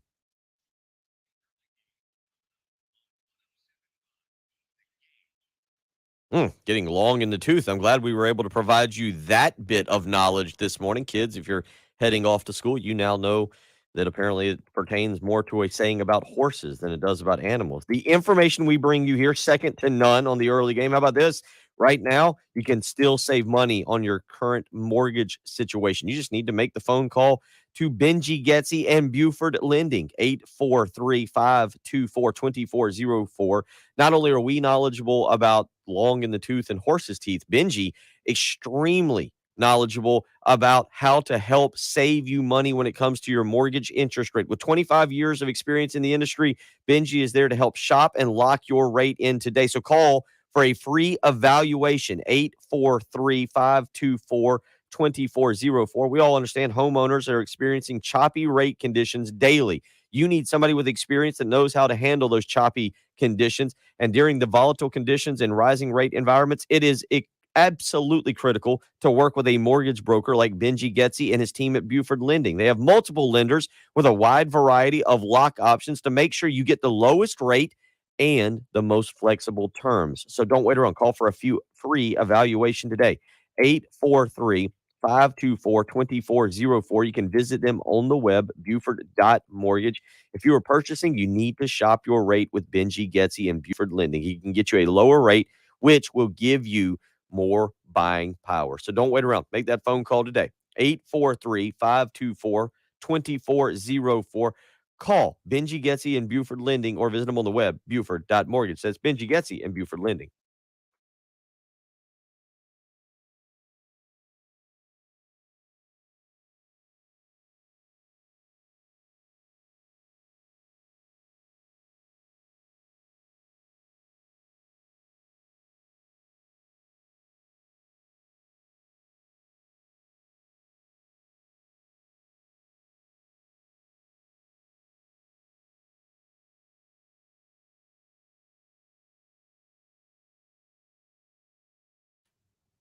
Oh, what happened, Travis? Did you do the pay it forward thing or pay it backwards or whatever?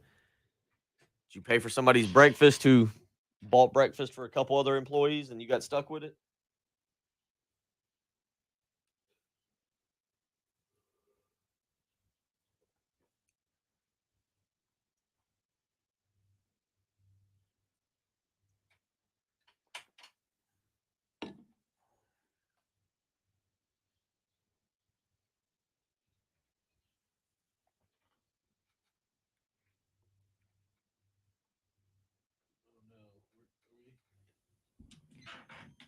Are we talking about Saturday here?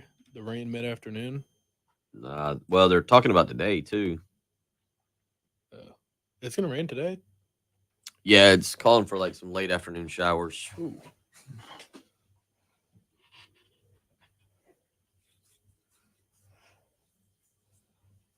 We'll do a quick segment on this.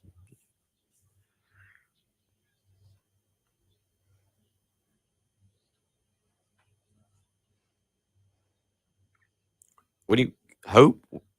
Have I missed the What, that it got moved up? Yeah, it's not. Yeah, moved up to 3. Oh, there we go. Okay. No, I didn't miss it. I just didn't look at it. What time did that email come out? I'm seeing 14 hours ago the tweet went out. 5:06. Yeah, that's because I basically, once I went to soccer at about that time, and then I had to drop Austin off, and then I came back home and got involved. I didn't check emails or do anything.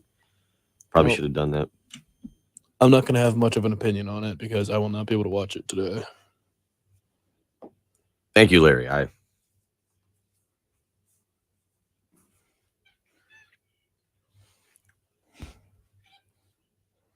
Yeah, I see that, Hope. I didn't look at my email. The preview that I have up, they haven't updated it. The preview on Gamecocks Online didn't update it, so that's just what I pulled up this morning to have the information in front of me. Let's send a text real quick and just do some professional work.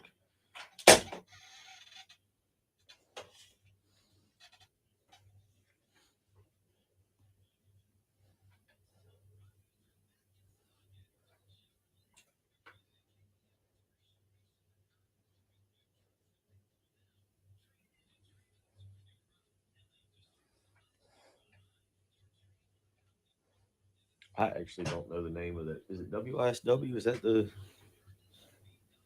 Of what?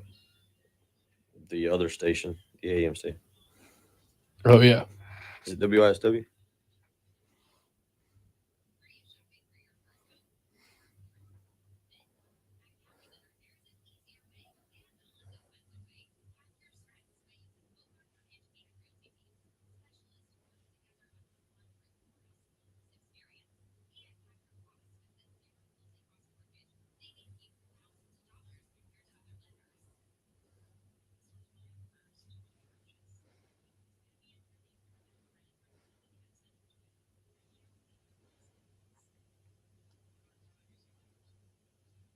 I need to go through and delete some emails.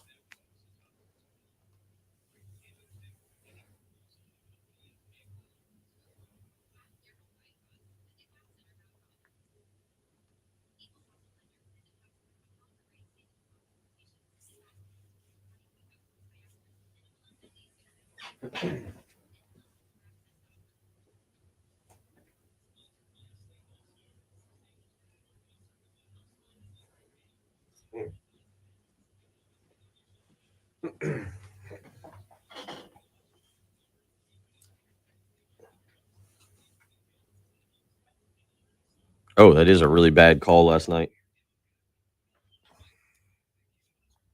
Yeah, that would be perfect. Mention that this game got moved up.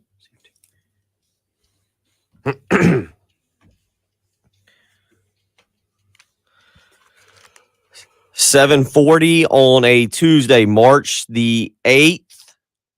Hope you're doing well. What we've been talking about today, ACC basketball tournament gets going this afternoon, 2 p.m. Pittsburgh and Boston College, 4:30 today. Clemson and North Carolina State, 7 p.m. Louisville and Georgia Tech. And then tomorrow, it really gets cranked up with the 5, 6, 7, 8, 9, 5, 6, 7, 8 seeds. I was just reading you off like a straight I would in poker. 5, 6, 7, 8 seeds tomorrow. The SEC tournament gets going tomorrow as well. We've been talking about that. Last night's difficult loss. I just saw on Twitter the charge call against College of Charleston last night as well. They were the 6th seed in the CAA tournament. They lost to the 2 seed UNC Wilmington late in the game. There's an awful charge call here in the semifinals of that game. They're down 58-57. They've got the ball with about 5 seconds to go. A good pump fake guy gets into the lane, and it is absolutely brutal. Brian Edwards, our good buddy who will join us tomorrow morning, Vegas B. Edwards, you can go to his Twitter account and check out a just awful charge call. It's a bad charge call. Brutal. I mean, the guy's moving. I mean, it's sliding. It was a bad call. The defender. I mean, the guy should go to the line. I mean, it's he clearly blocks the path to the basket. And Pat Kelsey, who I'm a big fan of as well. Pat's done great things at Winthrop and down there at College of Charleston. Had them at 17-14 before last night, 17-15 now. But yeah, tough one for College of Charleston last night. Tough one for Furman. We've been talking about that. We've also been talking some NFL this morning, Patrick. Calvin Ridley suspended for the year for, as he says, gambling $1,500. And it's on to go back, it was on a legged parlay. For those of you who don't know what that is, it's where you basically take you take games and you can add legs to it. So you might say initially like a 3-legged parlay is you might take anything 2 or more games. And if you say 3 results, all 3 results have to happen or you lose the whole bet. I was going to say you could take, like Pittsburgh at 2:00, and then you could take Clemson, come back. You don't have to take them like right now at 7:42 in the morning. You can do it, but you put in that you're going to take a 3-team parlay and you start picking the games you want. He says he only put $1,500 down, and it was only over a 5-day period as well. Yet it's going to probably cost him. It's going to cost him $11 million. He can appeal. He can appeal, and I would assume he may. But we've been talking about that. We've also been talking about Aaron Rodgers as well. One note to pass along: South Carolina baseball originally scheduled for 7:00 tonight at Founders Park. That game has been moved up due to the potential for rain to 3:00 today. No starter is announced, Patrick. CJ Wines is a guy that's been mentioned as a potential starter, but the Gamecocks will host the Xavier Musketeers today. This, of course, is a well-known baseball rivalry, as I'm sure a lot of you are more than well aware of. Of course, it's the second time they've ever met. You want to ballpark when the last time they met was? 1977. You were not close. March 24th, 1989, South Carolina defeated Xavier. So within 15 years. Yeah, you were okay. It's not too bad, I reckon. Not too bad. So a 33-year gap there in between games. For those of you who are either remember it or totally forgot, the last meeting on the baseball diamond between the Gamecocks and the Musketeers was a 7-2 victory for the Gamecocks. Again, that was March 24th, 1989. So if you were planning on attending the game, be aware that it has been moved up and you're to 3 p.m. today. It will be streamed on the SEC Network Plus, and I believe you can hear it right here on 107.5, the game starting at 2:45. So you can hear that, and again, you can catch that on the SEC Network Plus as they move that up due to forecast of rain in the Midlands tonight. Again, one thing we've been talking about, Patrick, the ACC basketball tournament. It gets going today. I've talked a lot about the docuseries on the ACC Network that I really think is must watch. It is called The Tournament. Ray is up next on the Love Chevy phone lines and wants to weigh in on the ACC tournament. How you doing this morning, Ray? Hey, doing good, Bill. Doing good, Patrick. I called that as well, Bill, and I thought it was really well done. And when I called it, I was just surfing, and I was on the ACC channel, and I came up, and they're talking about the 1971 Gamecocks, that team that won, and they're talking about all those great teams. And I will tell you, if you grew up in the Columbia area, even to now, and even though we haven't been in the ACC in over 50 years, the kids that grow up in this area grow up more with ACC basketball than they ever will with SEC basketball. That's part of what we get. We're up against. We had that against our backs, talking about being a Gamecock fan, because these kids are going to grow up and they're going to want to ball in Chapel Hill, Durham, if it comes down to it. But what I was going to add, Patrick, I was just wondering, did your father ever talk about Len Bias? Oh yeah, that was like right in his wheelhouse. I'm going to tell you right now, I'm 57. So I was very young when NC State won that tournament in 73. And they had all those players. God, who was the great player they had that could leap so good? It's just David Thompson. David Thompson. In my lifetime, the three best basketball players in the ACC and maybe even in basketball in my lifetime. And you put them in any order. David Thompson, Michael Jordan, and Len Bias. And I really think had Len Bias not had that tragedy, he'd have been right up there with Michael Jordan. I mean, he was that good. I saw him one year, the Dean Dome, I think it just opened. Now it's like the mid-'80s. He went in there and put up almost 50 points against North Carolina, and they won the game. But I think Len Bias was just a phenomenal basketball player. But anyway, just kind of want to throw that in there. Appreciate the phone call there, Ray. Yeah, we'll talk more about that. Again, the ACC tournament gets going today, SEC tournament tomorrow. A lot there that we can continue to cover as March Madness officially upon us now with last night Chattanooga breaking the hearts of Furman. We'll get back into that as well. You're listening to the early game on 107.5 The Game.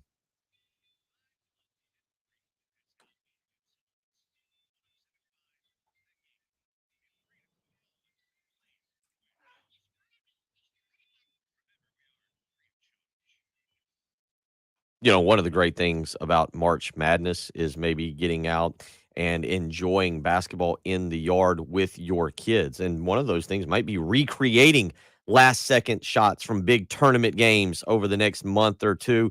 But you need to feel good to be able to do that. You need to be ready to go. You need to have great feeling in your legs, in your joints, in your hips, all to create that special shot. And if you've been feeling a little bit of problems, you've been having aching hips, those knees have been bothering you, your shoulder, your lower back, it's time to call QC Kinetics so you can get back out in the driveway and hit that last second shot. QC Kinetics, the nation's leader in regenerative solutions. They can restore and repair damaged tissue, and they can do it with no surgery, no drugs, no steroids, no opioids, no downtime. You can be right back out in the driveway whipping up on your 9, 10, 11, 12-year-old son, hitting last-second shots, prancing around the basketball court, all because you got real, lasting relief with natural biologic treatments from QC Kinetics. Don't wait a day longer. Have the best spring and summer you've ever had with no joint pain holding you back. Call for a free consultation today, 803-281-6860. Again, that's 803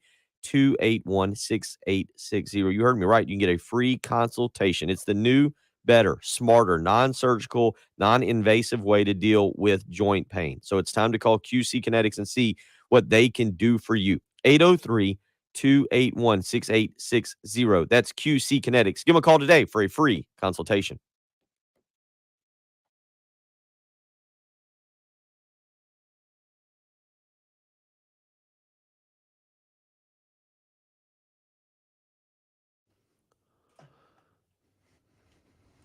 Yep. And that's the whole thing is that him with Bird, with whoever was Danny Ainge, Kevin McHale was on that team. That would have just continued the dynasty, and it would have been another hurdle for MJ to get over, and he probably wouldn't have 6 rings if Len Bias had an NBA career. But yeah, the 30 for 30 is good. Without Bias, it was one of the first ones they made. I'm sure I mentioned that. It might have been the very first one they made. I really can't remember.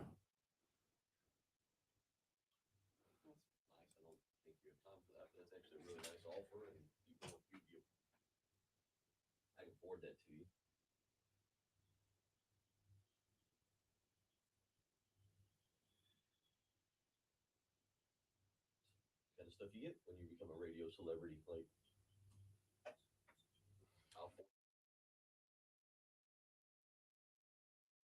but you can just respond to and be like, I appreciate it.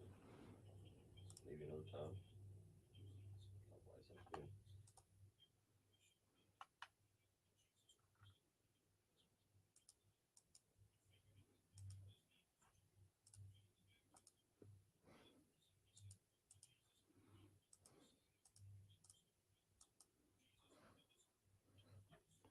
There you go. You may just want to respond to that later.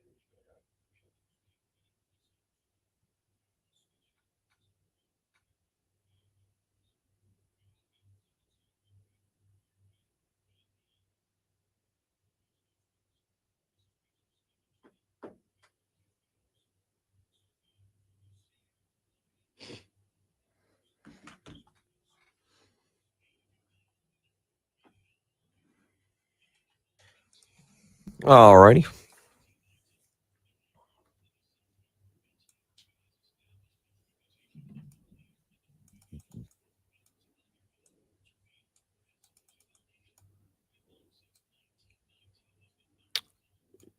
Travis, he wasn't compared to Shaq, but I think you're thinking of Buddy Harper, maybe. Buddy was from Keenan. He ended up going to a junior college, and they were going to try and get him back here, but he never did. Buddy was my age. I think he choked out his mom's boyfriend or something. Buddy was going to Cincinnati, I think, to play for Bob Huggins, but and then the Pistons were going to draft him in the first round. That was back in 99, 2000.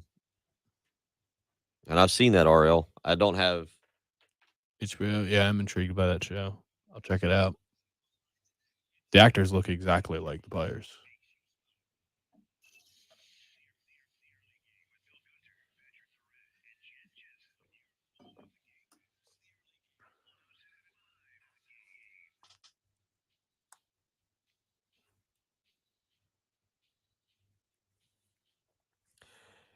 $803-404-6100 is how you can join us this morning. We've covered a lot of things, ranging from Aaron Rodgers and Calvin Ridley to last night's Chattanooga Furman game, the ACC tournament that gets going today, and talking a little bit of basketball history on the live stream. A lot of you weighing in. You can go as well, 1075thegame.com, or go to youtube.com, search 1075 the game, and be a part of it, talking about some older basketball players on there. Len Bias discussion has come up, and now talking a little bit about what's the name of it? The Magic Hour, I believe. I think that was actually Magic Johnson's. I think it's called Showtime. I think it's just. Is it just Showtime? The new show about the Los Angeles Lakers. It's called Winning Time. Winning Time. Close enough. Yeah, it was Magic Hour, Winning Time, Showtime, whatever. You get the point. Speaking of the Los Angeles Lakers, Patrick, you see this from Russell Westbrook and his wife that they've been getting death threats, and that I gotta look. If people have been taunting him with West Brick, and he's offended. He says it shames the family name. Yeah, I got the notification. I didn't watch the video, but it just says Russ gets into it with a fan. Lakers star wasn't having it with this heckler. Don't disrespect my name. What? It's the most sensitive thing. And it's the most creative. I think that was pretty good. West Brick is funny because he bricks a lot of shots. That's like, don't disrespect my name, dude. What? Come on, get over yourself. That's just an absurd thing for. Don't disrespect my name. This is your quote, name. This is the quote following last night's 117-100 loss to San Antonio. When it comes to basketball, I don't mind the criticism of missing and making shots, but the moment it becomes where my name is getting shamed, it becomes an issue. All right, that's almost as absurd as Gamecock Larry saying you can criticize the kids, but not my athletic director. Oh yeah. Boy, I tell you what, with that kind of sensitive skin, he'd never make it as a talk show radio host. Oh, no. Oh, yeah. We'll try and do one more hour. Don't criticize us. Don't make fun of us. Don't disrespect our names. We're sensitive. Oh. Yeah, I saw that. What an absurd thing to say. Don't disrespect. What? It's one thing if they're talking about your family or something. You're like, don't disrespect my wife and children, but my name? Can't call you Westbrook? What? Westbrook's just funny. It's just a good name. It's spot on. What's another one of? It's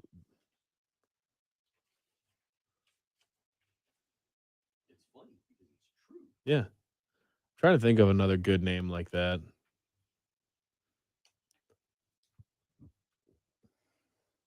Somebody on our live stream loves saying Bella Cheat. Yeah, Bella Cheat. Can't be disrespecting Belichick's name by. Just out there,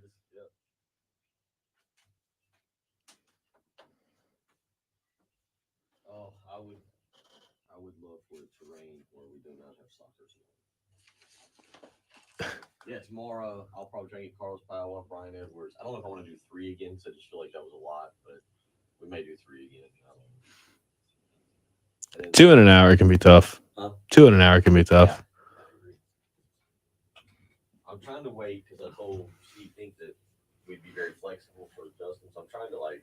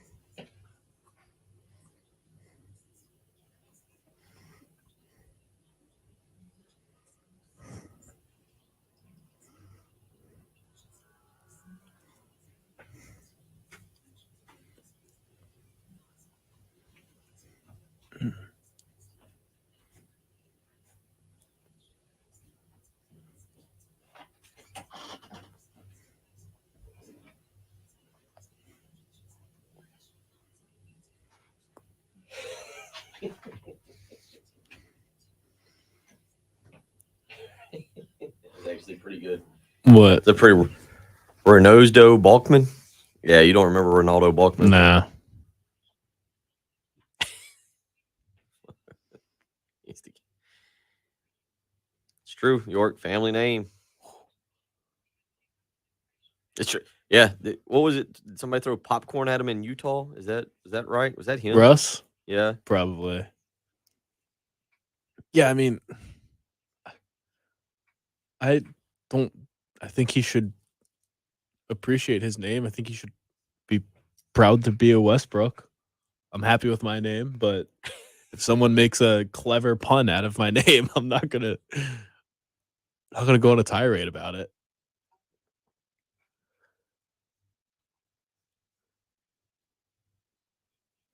Yeah, that's the thing. Like, but you're an NBA player. You've got to know that, like, they're specifically out to get you.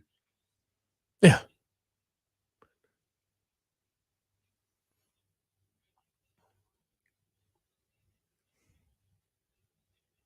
I've got some great Ronaldo Balkman stories. I have seen the fight.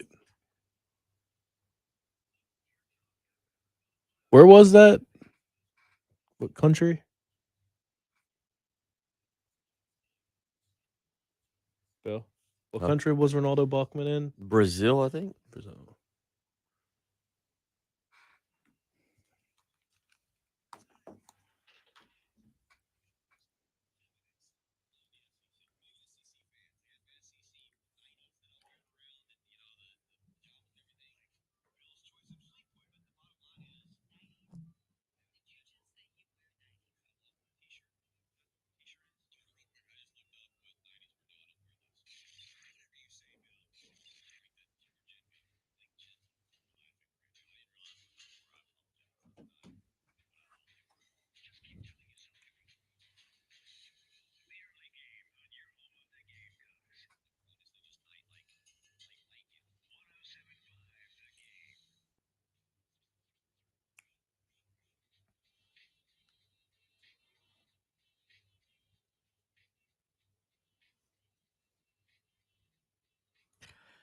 $8 a.m. on a Tuesday morning, March the 8th. Hope you're doing well out there, enjoying your early morning commute, or if you're sitting there relaxing and having a little bit of coffee, kudos to you as well.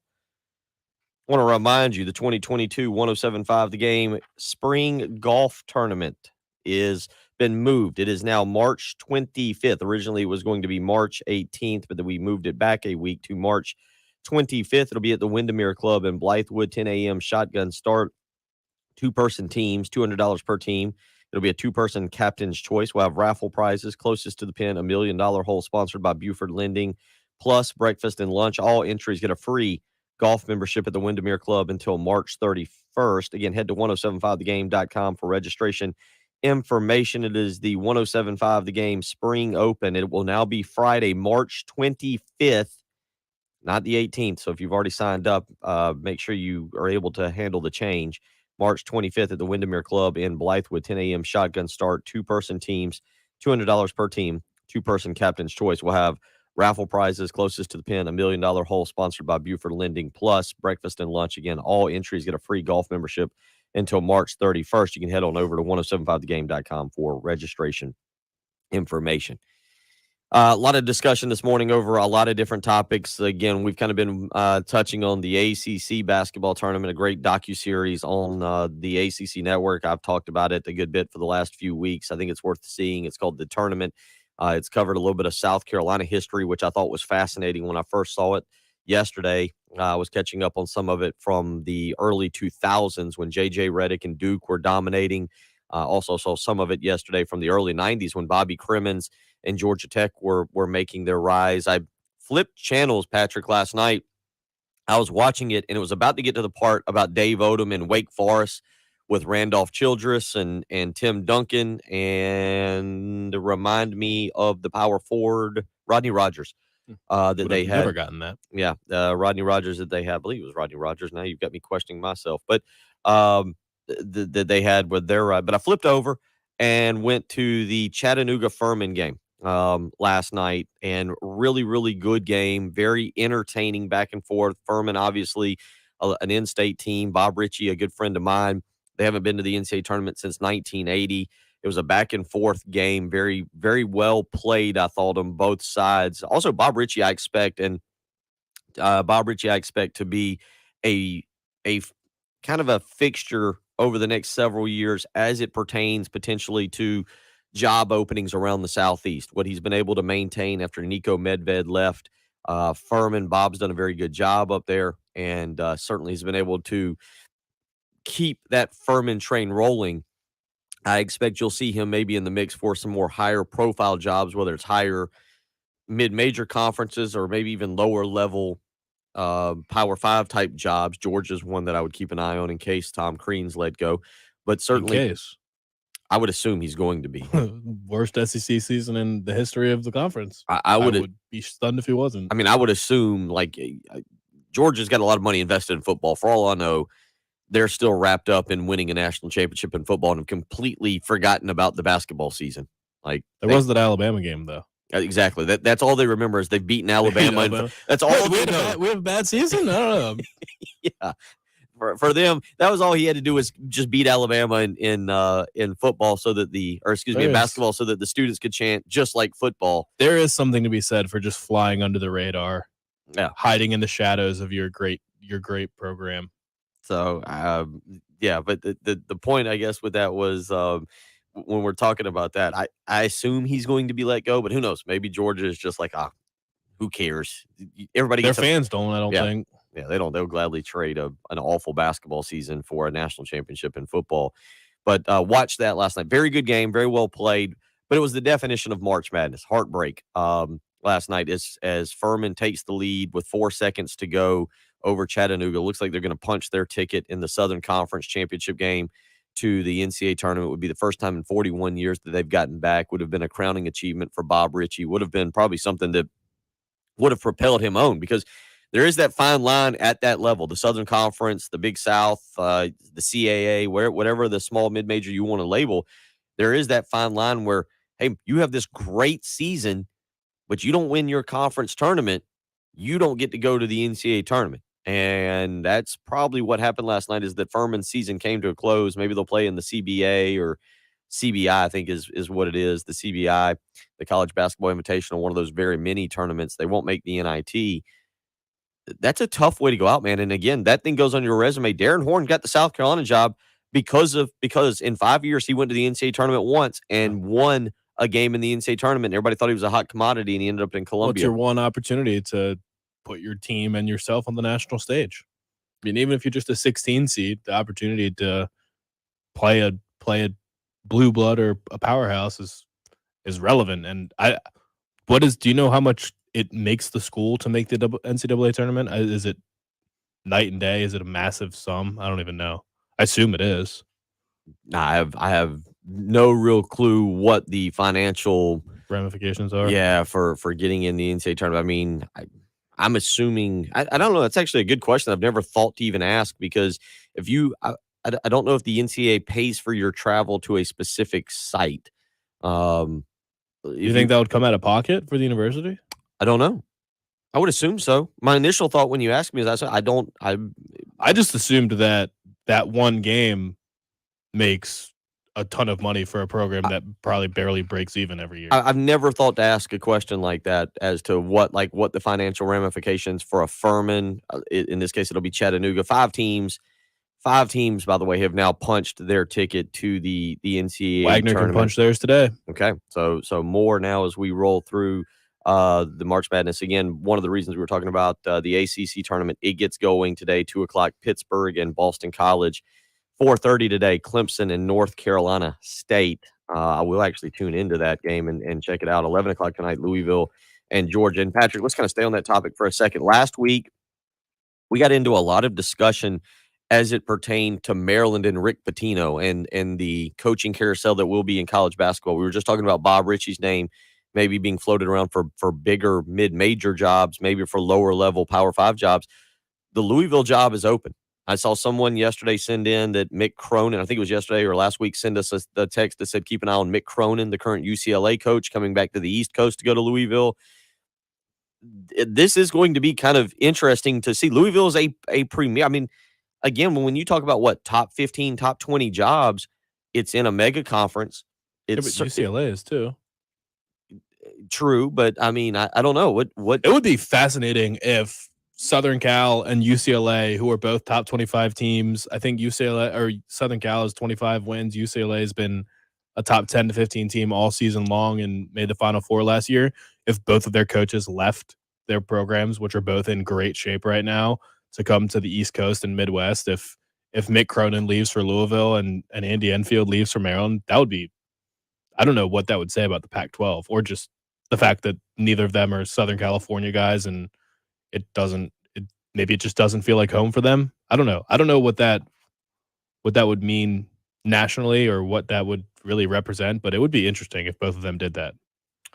Real quick, I want to go back to we'll come back to this because I want to get into a little bit of head coaching carousel discussion. We asked a while back, is it pertain to if you had just a blank check, who you would write a check to at the college level to be your head coach. You just get a blank check and you can go out and spend however much you want. And you're going to get the top coach. I want to come back to this discussion, but I've gotten 2 text messages in, one on the old personal text line from my buddy David, another one from Ray on our text line.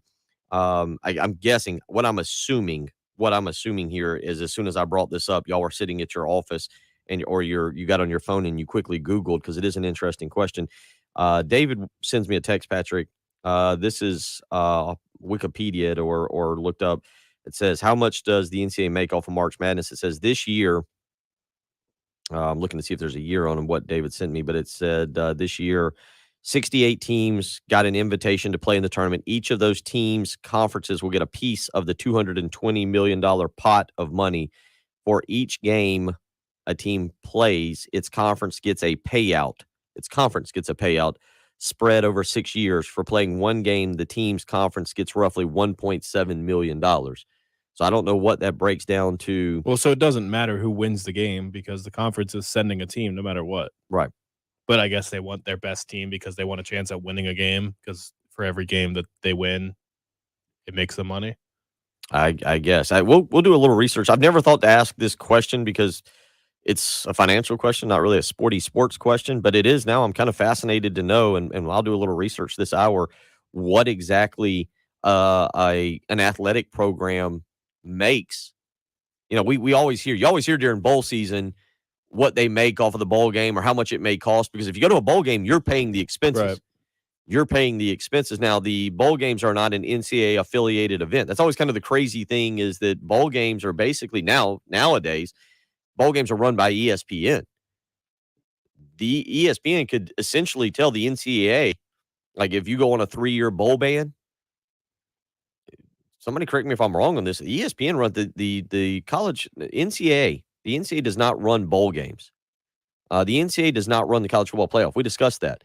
That's why last year, 2 years ago, I guess, what is it? Whatever the COVID year was, the NCAA, who runs the FCS, was able to shut down the FCS and say no football, but the FBS played. And then you had different conferences. Remember the Pac-12 and Big Ten saying, no, we're not going to play. The SEC, ACC, Big 12 said, yeah, we're going to play. That's why you had such diversification there with what the conferences were doing. You had no clue there was no coming together of the Power Five. The NCAA doesn't run. They control teams, but they don't really run college football. So when you go to a bowl game, the NCAA is not paying you back. You go to a college basketball game, I assume they're paying for your lodging at that hotel. Like I know one of the big issues here in Columbia right now is they are having trouble getting another NCAA regional for the men because there wasn't enough high-end hotels where you could put different teams. I think you had to have 4, I believe is what I read a while back. Somebody can correct me on that. But there was an issue with the hotels. And so I'm guessing the NCAA pays for your lodging. I'm guessing maybe they pay for your travel as well, given that it's an NCAA-run event. We'll do some research on that. I've never thought to do that. 4 high-end hotels? It was something to do with rooms and whatever it was. I think between Main Street and the Vista, there's 4. I'll go back and look that up. That was a couple years. That was a year and a half ago that I think that article came out when South Carolina bid on the regionals and didn't get it for the next. Yeah, there's at least one hotel that's going up now, and there's a couple that have also gone up. So yeah, I think we're in better position. I'll look that back up. That was, I think, last year when Columbia bid on regionals and did not get them. And they went to Greenville and a few other places around us. 803-404-6100. Back to that coaching carousel comment for a second, though, Patrick. We asked the question last week. You got a blank check. And Louisville and Maryland, they're not blank check. Maryland a little bit closer because Big Ten money's up there with SEC money. Big Ten money right now, the money in the Big Ten, if Maryland says, hey, we're going to get feisty and we're going to go after an elite level coach, they've got the money to outbid a Southern Cal. But they don't do it. They haven't done it traditionally. Maybe this will be the time. But that is what they've caught a lot of flack from Maryland fans for is, first of all, making a football first decision to leave the ACC and go to the Big Ten was obviously a football decision.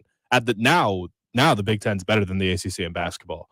But that argument couldn't be made when Maryland did leave in 2014 and the history and all that stuff. So they obviously prioritized football and just money for that move. But for a school that most people look at Maryland and say that's a basketball school. I look at Maryland and say that's a basketball school. All their history is in basketball. Their fan base rallies around basketball more. But they've always run themselves as if they're a football program. They spend all their money on football. Their basketball coach is always underpaid. I mean, Frank Martin's made more than Mark Turgeon, and that should never be the case. Mark Turgeon should be making $3 million at least, but he's been sub 2. So the Maryland coach just has never gotten paid like that, and they've never shelled out big money for a coach. They were just content to have Gary. I mean, you would be content to have Gary Williams, but Gary Williams was content to just take a below market value deal for a long time. So if they want to go out and get a big name, and I don't think they do, I think they'll be content probably to take Andy Enfield, and he'll probably take the $2 million. But yeah, they should be a blank check school. They should be. So if you've got that kind of money, who would you go out and hire? But then on the flip side, you start talking about these programs. Louisville is going to hire, I would assume, a well-known coach, maybe one of the better mid-major coaches. I don't know who right now as I look across. Well, there's a lot of coaches that I know that I think are very good basketball mid-major coaches. Dennis Gates at Cleveland State is a guy. Matt McMahon is another guy that I've always been a big fan of at Murray State. And you see what he's doing. He's got his team back in the NCAA tournament. Murray State was ranked in the top 25 this year. Trey Hannibal is up there right now. He's a guy that maybe because he's at Murray State and not too far from Louisville. The Louisville coaching situation has been really wild because you do have the situation with Pitino where he was winning, but obviously that came to a screeching halt. Chris Mack, I thought, was going to be a really good hire there. Then it turns out you had the situation with Dino Gaudio where I guess they were blackmailing him, or he was then going to blackmail Louisville because of some more scandalous things that were happening in terms of practices and recruiting. And now Chris Mack is out and Louisville's back in the job market trying to find somebody. And what direction do they go? I mean, could you go down and say, hypothetically, pull a Kelvin Sampson away from Houston for a few years? Like, look at what he's done down there. I mean, are you able to go find, I don't know who. Doesn't seem like he'd have too many reasons to leave. He's been very successful there, and I don't know how much. I wonder what his salary is. Do you want to guess what his salary is?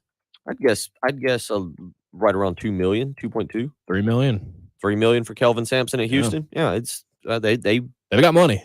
They're not afraid. They're going to the Big 12, which I know that it's the Big 12, and financially that's not like a huge step up, but that's not going to hurt them a whole lot. So he in 2021 renewed his contract for 6 years. For $18 million, 6 year, $18 million deal. Okay. So it costs a lot of money. So, yeah, and Kelvin Sampson has been able to. That would be a popular hire for sure.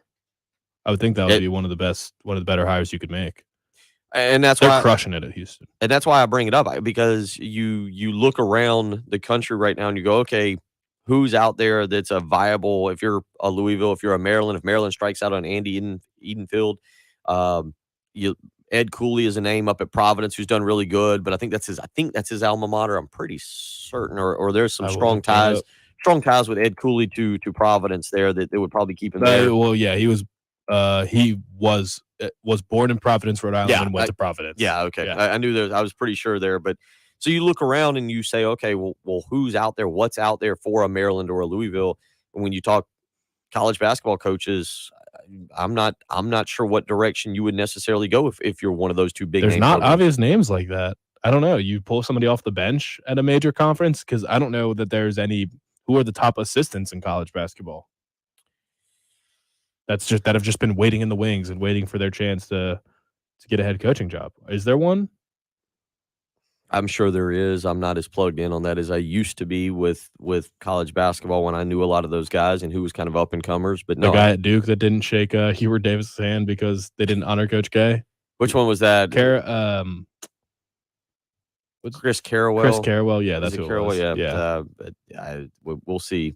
We'll see. We'll continue talking about that and kind of rolling through this morning. Get back into some NFL talk. Again, South Carolina baseball, for those of you who have tickets and are unaware, the baseball game originally scheduled for 7 p.m. tonight has been moved up to 3 p.m. this afternoon due to the chance of rain here in the Midlands. So just want to keep you updated on that as well. Again, the South Carolina baseball game originally scheduled for 7 o'clock tonight against Xavier has now been moved up to 3 p.m. You can still catch it on the SEC Network Plus and here on 107.5. The game, due to forecast of rain in the Midlands, that game now at 3 p.m. So if you got tickets, you were planning to go tonight, adjust your schedule accordingly. That game is at 3 o'clock. We'll continue rolling on. A lot to get into this hour. We'll get back into some more college basketball, talk a little bit about South Carolina basketball. They get going on Thursday against Mississippi State, 6 o'clock in the SEC tournament, and what they need to do, if anything, to get to the postseason. Patrick, let's go with the NIT first before we even start mentioning the NCAA. We'll talk about that more. It's the early game on 107.5, The Game.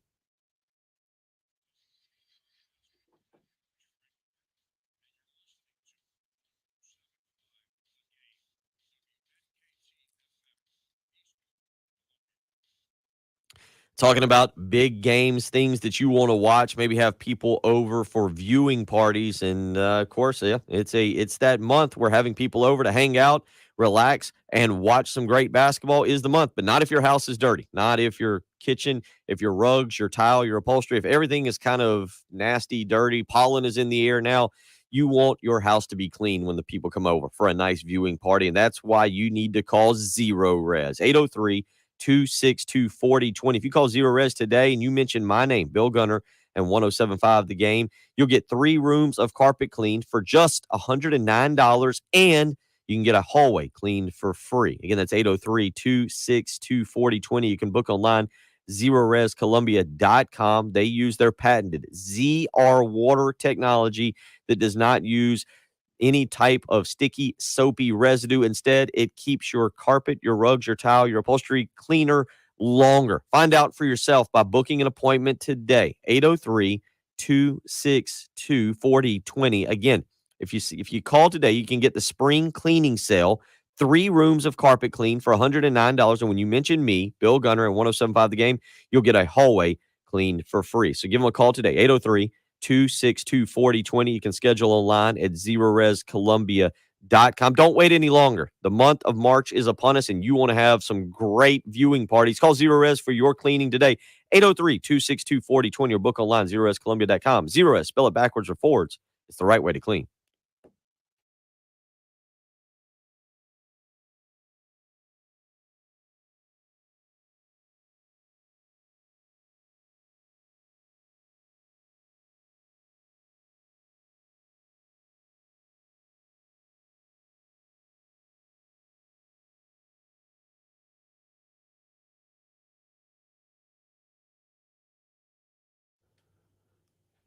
Did you see Westbrook's full quote about Westbrook? Which one? We could save it for there. It's just funny, his entire quote about it shaming his family name. Did you? No, but you didn't read like the full quote. Do you want me to just read it now? I don't know if we can make it do it. Westbrook, for example, to me is now shaming. It's shaming my name, my legacy for my kids. It's a name that means not just to me, but to my wife, to my mom, my dad, the ones that kind of paved the way for me. All right, stop bricking shots then, dude. What? You want to destroy your family's legacy? Start making a couple 3 balls. Unbelievable. Guys, did y'all pick the 2 oldest? Tommy Amaker and Johnny Dawkins. Are they a combined 110?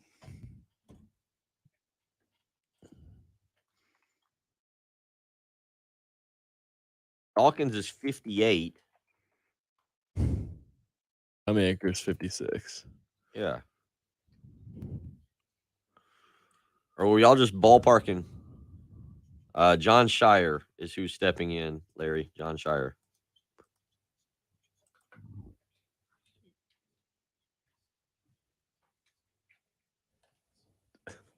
I was trying to click the link.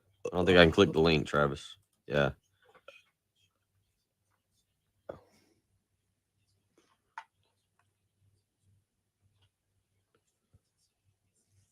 This Atlanta Journal-Constitution tweeted out that UGA and Tom Crean are parting ways after the season.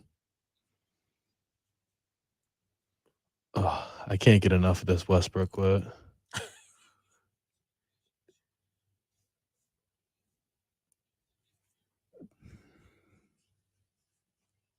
I can't think of a single big shot Russell Westbrook's ever made. There's got to be one. There's got to be. Has he ever hit a game-winning buzzer beater?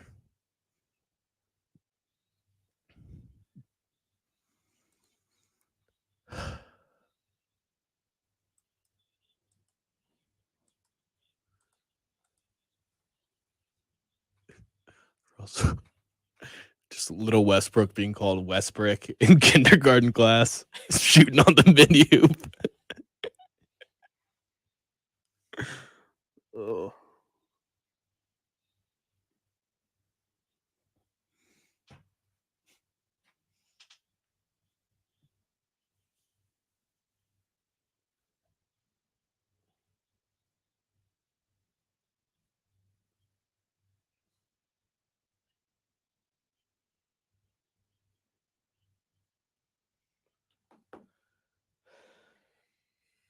All right.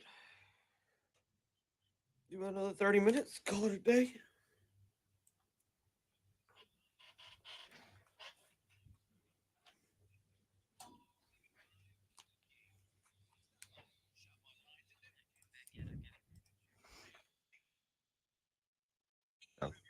Ugh.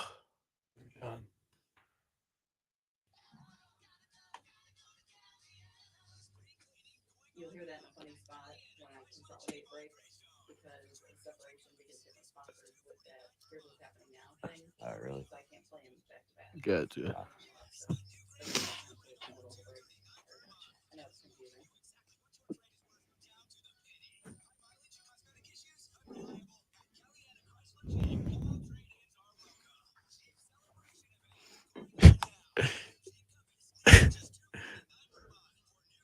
When everyone calls you Westbrook, we are not roasting your kid. We're simply informing you of your inability to hit a shot at the NBA level.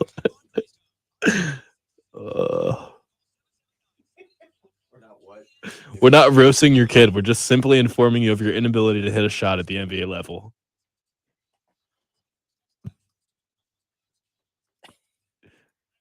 That's right. That's right.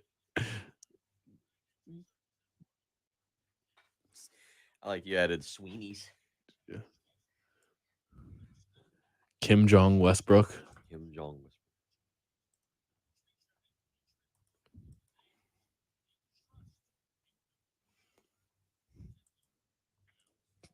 But yeah, when you react to something like that, you think the next away game he plays, people are just gonna stop saying Westbrook because it's gonna insult his legacy. Was one guy saying that, or like I don't think that was catching on across the league.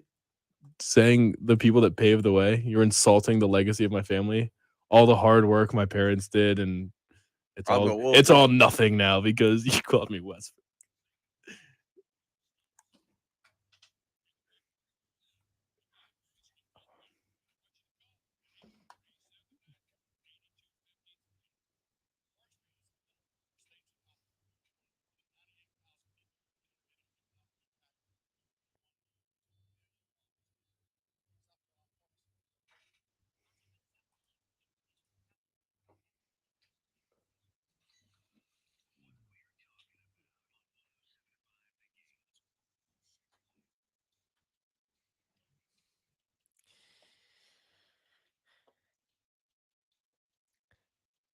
$8:27 on a Tuesday morning, March the 8th. We have covered a lot of different topics today, ranging from the Chattanooga Furman basketball game last night to Aaron Rodgers' potentially market-altering contract. Calvin Ridley being suspended for a year. We've gotten into the ACC basketball tournament a little bit, as well as college basketball, big picture, maybe the coaching carousel.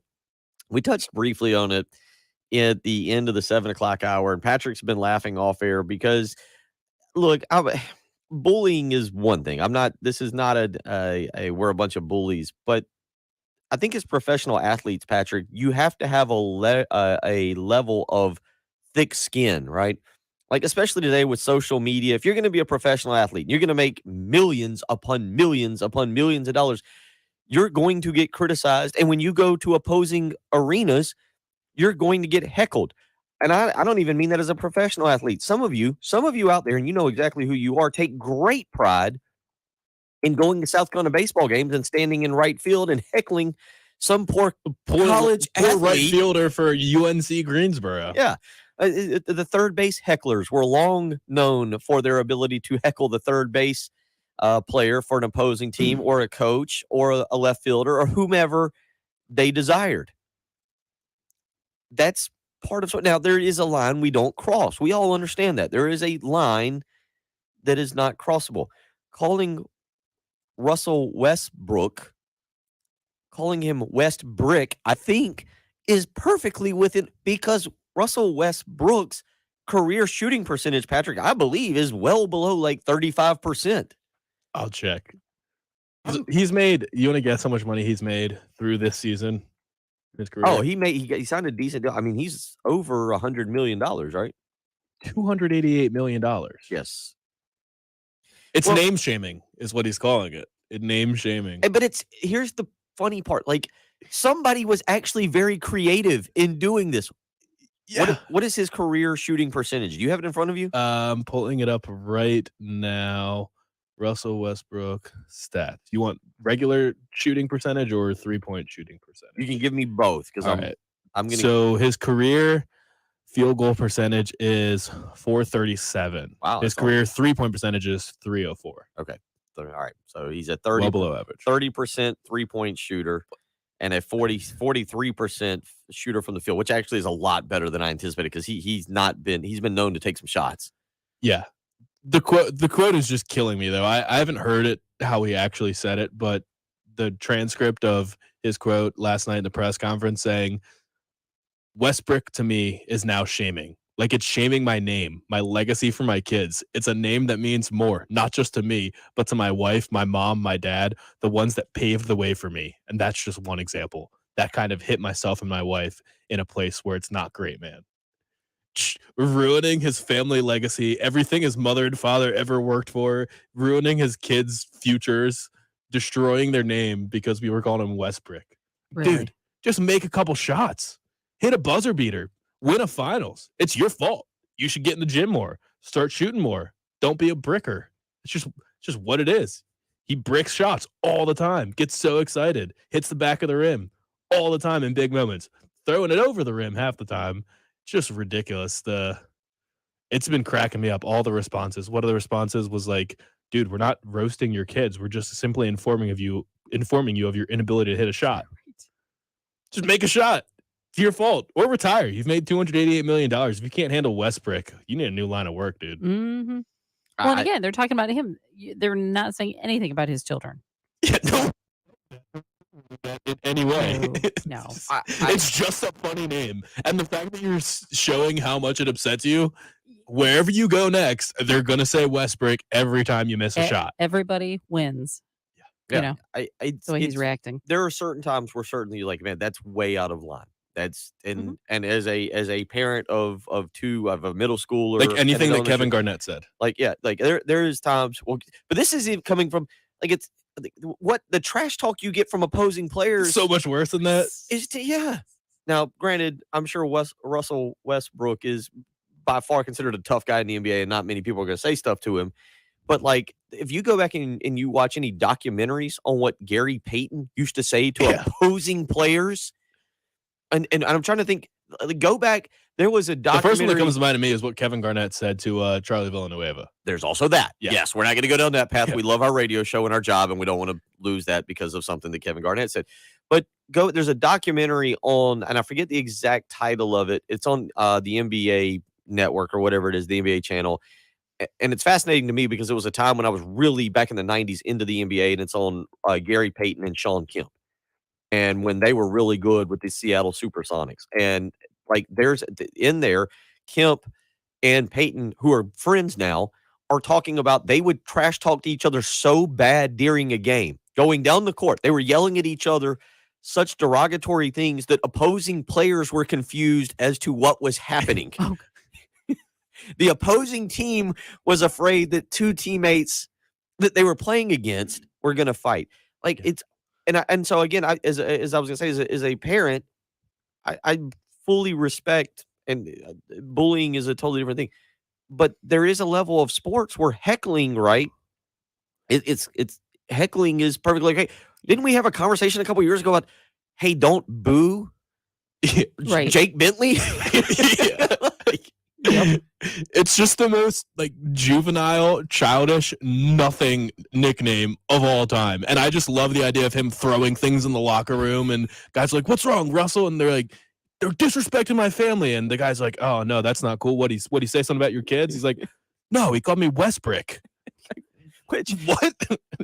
And I think it raises the question of like, what is the most sensitive athlete any of you ever remember? Like LeBron's up there because he said that no one can criticize him because he's a father of 3.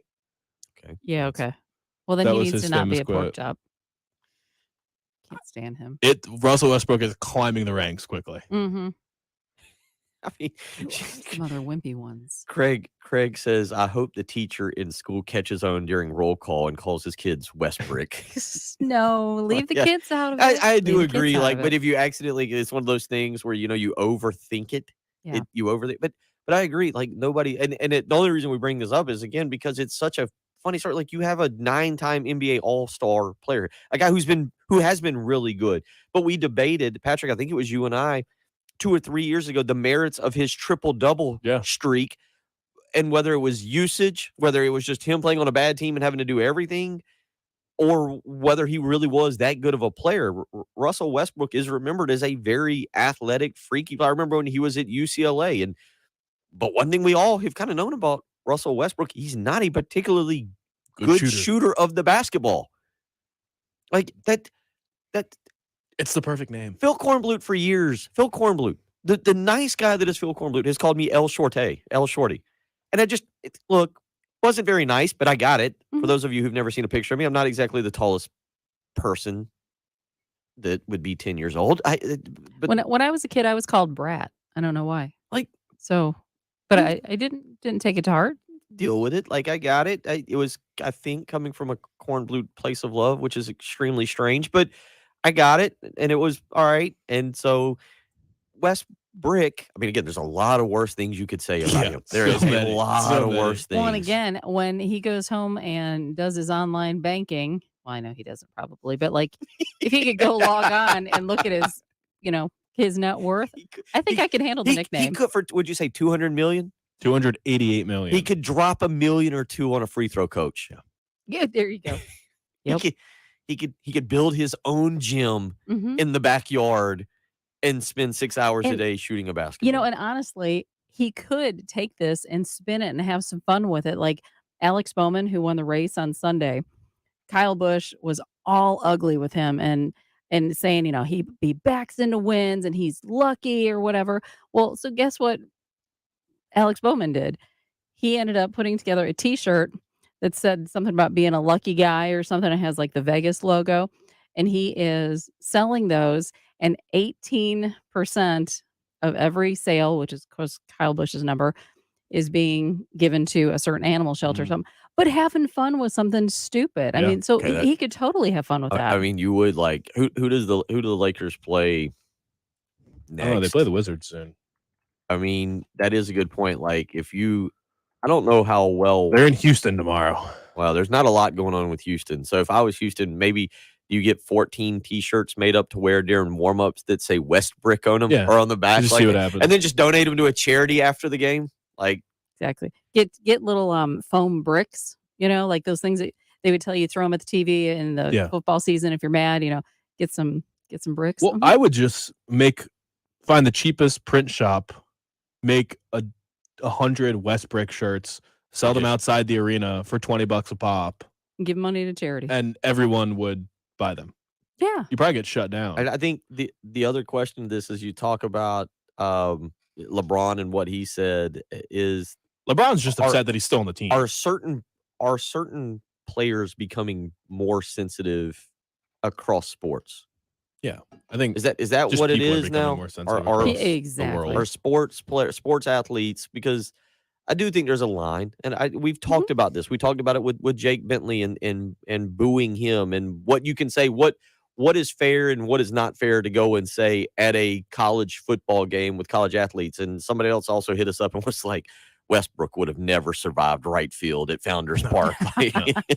Yeah, probably not. That's yeah. This is Robert. He says fans research those players and taunt them with whatever they see on social media that could be embarrassing or personal. Patrick, we've talked about Maryland. Maryland students are notorious for doing research for games and going out and learning names and chants. And I mean, I remember this JJ Redick last night again on that ACC docuseries, the tournament. JJ Redick says in there, he's like, I've never had another problem with another fan base. He's like, they're all good. John Shire was abused as a Duke player at Maryland too. And I mean, but they are notorious for discovering your girlfriend's name, getting your phone number, like just what is basically is bullying and harassment. Mm-hmm. And it's honestly, every college player has it worse than Russell Westbrook, obviously because they don't have $288 million in contracts in the bank, but because college kids are just ruthless. Right. Mm-hmm. Yeah. Who was the player who had who got kicked out a couple? We don't pay enough attention to the NBA, but not too long ago, the courtside people got kicked out. I think that was LeBron at the Heat game. Oh, was it? Yeah, where it was like a 22-year-old blonde girl got kicked out for screaming at LeBron. Yeah. Yeah. How do you, Troy hits us up. Yeah. How do you think the Miami football team felt when the guy made the shirts that said Catholics versus convicts for the not good? I don't know. They might have. There was a 35. 1990 or whatever Miami or 89 Miami football team would have been like, yeah, that's us. Yeah, we're completely leaning into that one. That'll be us. I don't know. It's interesting in sports, and now you see my Russell Westbrook, and yeah, I feel like bringing this to light just brings more on him than he probably ever. It's never going to end. Yeah, no, never going to end. 803-404-6100. Yep, Alan weighs in. Our hockey guru. Sensitive players would never be able to play hockey. Chirping is brutal, and there isn't any line that applies. No, they would never survive. Yeah. We'll continue. We'll get back into some basketball talk as well. You're listening to the early game on 107.5 The Game.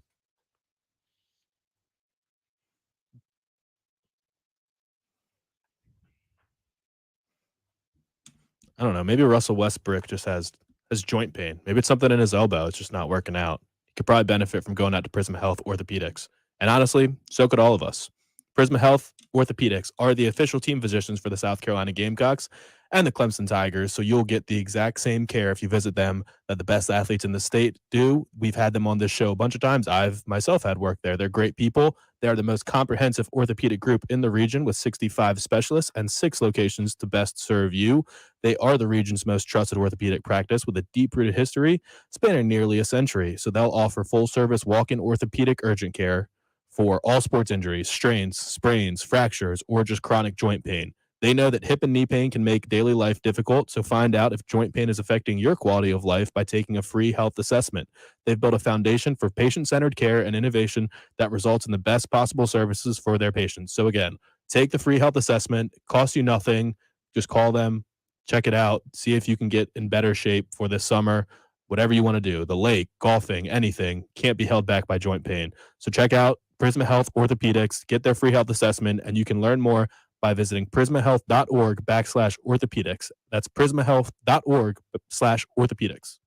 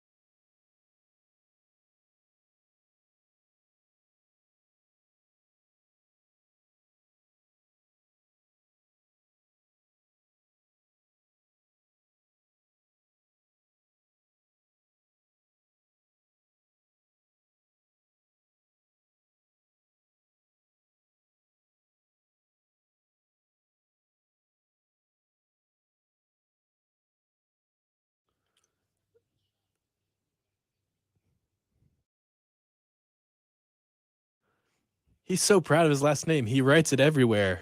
Like what? The name portion of the worksheets you give him every day? When he does a multiplication table and he has to write his name, he writes Westbrook every. So proud of it. Goodness.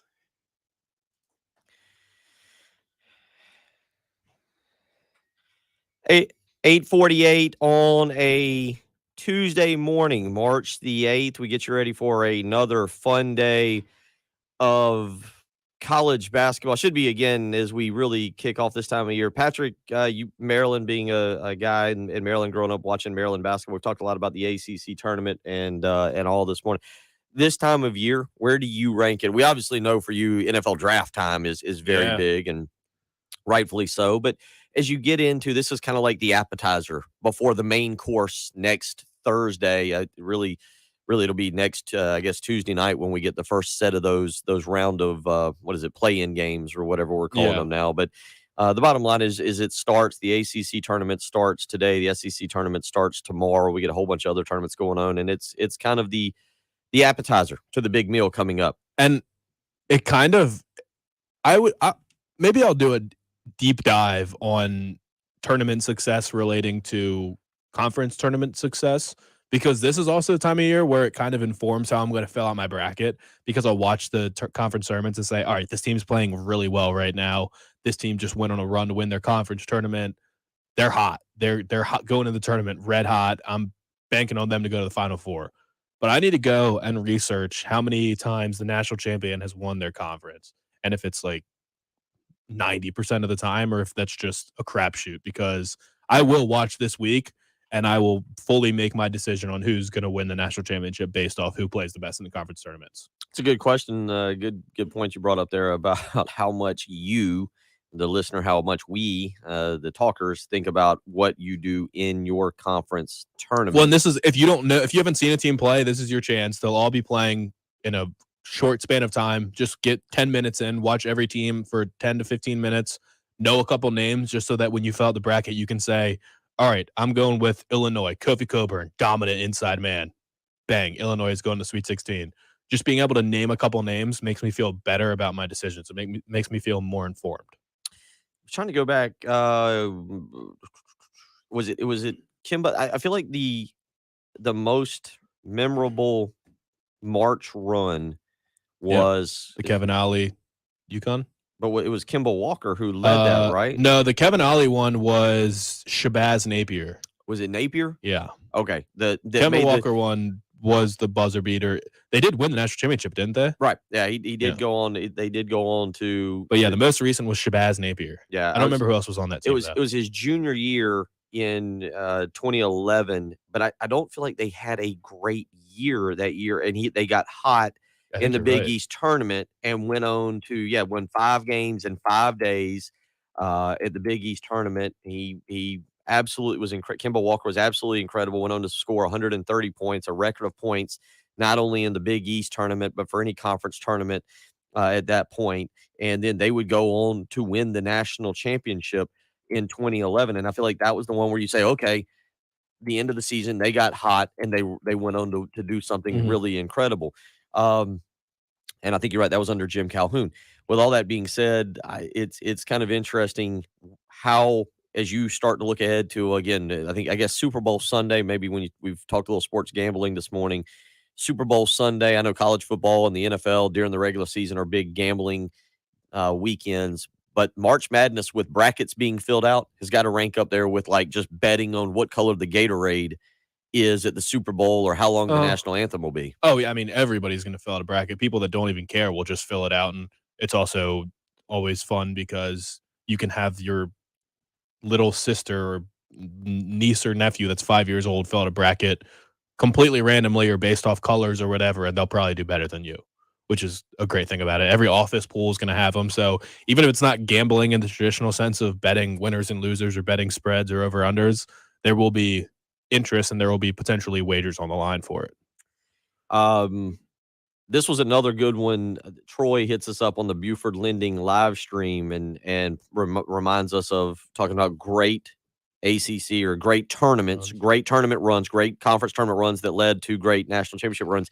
He reminds us of, North Carolina State. And I had to go back and look. North Carolina State did finish 8-6 in the ACC during the 82-83 season, and then obviously went on to win. I was looking to see, and they did win the ACC tournament championship that year before then going on to defeat Houston down in New Mexico for the national championship that particular year. So, yeah, I mean, that's another one where a team had an okay regular season and then went on to do great things in both the conference tournament that then turned the momentum kept going into the national tournament. I actually have not seen a Survive and Advance 30 for 30. I think that's one of the more popular ones that I haven't seen.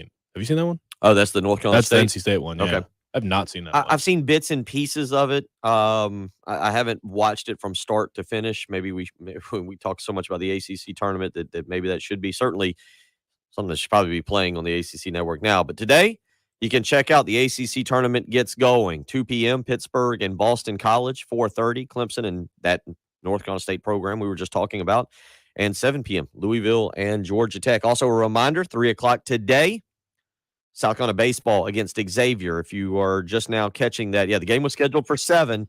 It's been moved up to 3 o'clock today due to forecast of rain here in the Midlands later this afternoon. So if you had tickets and we're planning on going tonight, go ahead and make different plans. 3 o'clock today, South Carolina Xavier. 4 o'clock, the franchise tag deadline ends today. So we'll get some Adams will be the big news. Yeah. Hopefully Aaron Rodgers is finishing up his vision quest soon, and we'll decide whether or not the Packers want to keep him, and that Devontae Adams decision will loom large for the rest of the day. Appreciate everybody being a part of the program this morning. We'll take a 21-hour break. We'll come back and do it all again tomorrow. It's the early game on 107.5 The Game.